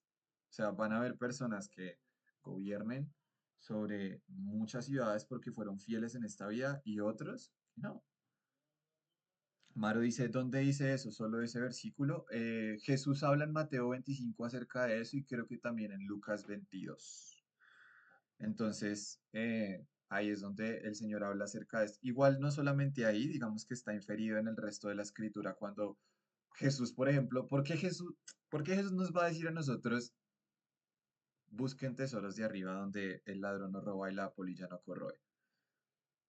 O sea, el Señor todo el tiempo habla de que hay personas que en el cielo se están enriqueciendo un montón porque están acumulando riquezas para el reino de los cielos y están dejando de lado las riquezas de esta tierra. Y hay otros que no están recolectando riquezas para el reino de los cielos por estar pensando en las riquezas de esta tierra. Entonces, la salvación la determina tu fe en Cristo y que permanezcas en esa fe. Pero tu estatus en el reino de los cielos y en el reino milenial lo determinas tú con la fidelidad que vas a tener a las cosas que Dios te diga. ¿Sí, sí me explico? O sea, entonces, claramente, salvación por gracia, pero hay una parte de mi fidelidad y mi obediencia. El Señor va a ser fiel con recompensar la obediencia que yo tenga en esta tierra. Digamos, mujeres como, por ejemplo, eh, se me fue ahorita justo el nombre, esta Sara alemana que vino aquí a predicarle a los indígenas en Colombia y alcanzó un montón de tribus indígenas para Cristo. No crean que una persona que se arrepiente al último segundo de su vida va a tener la misma vida en el milenio que esta mujer que durante toda su vida y todos los años de su vida se dedicó a ser fiel a Dios. O sea, el Señor es fiel en recompensar a cada uno según sus obras. Eso también lo dice en varias partes de la Biblia. O sea, y ahí es donde sí tiene sentido. O sea, no lo dice para salvación, pero lo dice para cuando el Señor regrese para ese reino del milenio. Va a haber gente que tenga muchas recompensas y va a haber gente que casi no tenga. De hecho, incluso, no sé si ustedes se acuerdan, explícitamente en 1 Corintios 3 lo dice así. Se los voy a mostrar para que lo leamos. No se vayan, sé que algunos ya se están yendo, pero espero que no se vayan. Aguántenme acá, rápido, que este pasaje es tremendo. Este pasaje es muy tremendo. 1 Corintios 3. Mírenlo para que lo podamos ver. Miren esto. Dice, el que edifique sobre este fundamento que es Cristo podrá usar una variedad de materiales, oro, plata, joya, madera, heno o paja. Pero el día del juicio, ojo, Cristo vuelve el día del juicio, el fuego revelará la clase de obra que cada constructor ha hecho. El fuego mostrará si la obra de alguien tiene algún valor. Si la obra permanece, ese constructor recibirá recompensa, pero si la obra se consume, el constructor sufrirá gran pérdida. El constructor se salvará, pero como quien apenas escapa atravesando un muro en llamas. ¿Qué quiere decir? Es como en la universidad. Si yo construí con los materiales correctos, tranquilo, tú vas con un 4.5, con un 4.8, con un 5, tranquilo. Pero si tú toda tu vida no construiste nada, hermano, pasaste con un 3. Pero eso quiere decir que el profesor apenas te va a decir pasaste la materia. No vas a alcanzar recompensas. Entonces, hay recompensas por adquirir en esta tierra que nosotros podemos adquirir para la siguiente. Entonces, acá dice claramente, listo, te salvaste. O sea, bien, resucitaste. Gloria a Dios. Fuiste salvo. Pasaste. Llegaste al reino milenial. Estás con Cristo. Fuiste transformado a su imagen. Pero, ojo, ¿cómo vas a pasar? Vas a pasar con Cristo diciéndote, bien hecho siervo y fiel, fuiste fiel en lo poco, te pondré sobre muchas cosas, o Cristo te va a decir, bueno, bienvenido al reino. Y ya. Entonces, ¿En qué estamos construyendo ahorita? Sobre, con oro, con plata, con joyas, con un corazón sincero, con un corazón entregado, o estamos construyendo para esta vida y resulta que cuando Cristo regrese haremos perdido todo lo que hicimos en la vida por nunca haber sido fieles a escuchar su voz. Entonces, tengamos esto presente. Y acá Pablo es súper claro. ¿Te vas a perder? ¿La salvación es por oro? No, el constructor se va a salvar. Pero como quien, aquí dice, pero como quien apenas escapa atravesando un muro de llamas. O sea, vas a decir, pasé a penitas. Soy salvo, pero pasé y no tengo expectativa de que Cristo me recompense con más allá de nada. Sufrí gran pérdida, porque todo lo que construí lo construí para esta vida. No me dediqué a acumular tesoros en el cielo, solo en la tierra. Y entonces llegué al cielo y ¿qué tesoros tengo? ¿Ya entendemos un poco más ahí? Si lo pensamos bien, eso es terrible, el hecho de no acumular riqueza para la eternidad. Claro, eso es terrible. De hecho, es súper terrible. Hay una parte en la que el Señor, y vamos a hablar de eso de pronto más adelante, en la que Mateo 25 dice que aquel al que le fue entregado y escondió y no hizo absolutamente nada. Incluso hay una parte en la que sí dice, a ese, échenlo fuera. No porque la salvación sea por lo que hagamos, pero creo que si tú eres una persona que realmente ha conocido a Cristo, que ha sido nacido de nuevo y que busca ser lleno del Espíritu, es imposible, hermano, es imposible que tú no seas fiel en multiplicar lo que Dios te ha dado, al menos un poquito, porque es que esa es la crítica fuerte que el rey le hace a ese siervo en Mateo 25. Le dice, te di uno. ¿Qué esperaba? Que siquiera lo multiplicaras por dos. No te estaba, a ti que te di uno, no esperaba de ti 10, como aquel que le di 5. Entonces algunos dirán, no, pero es que el llamado de Pablo, obvio, con el llamado de Pablo, ¿quién no va? Claro, pero es que Pablo le dieron 5 y él multiplicó 10.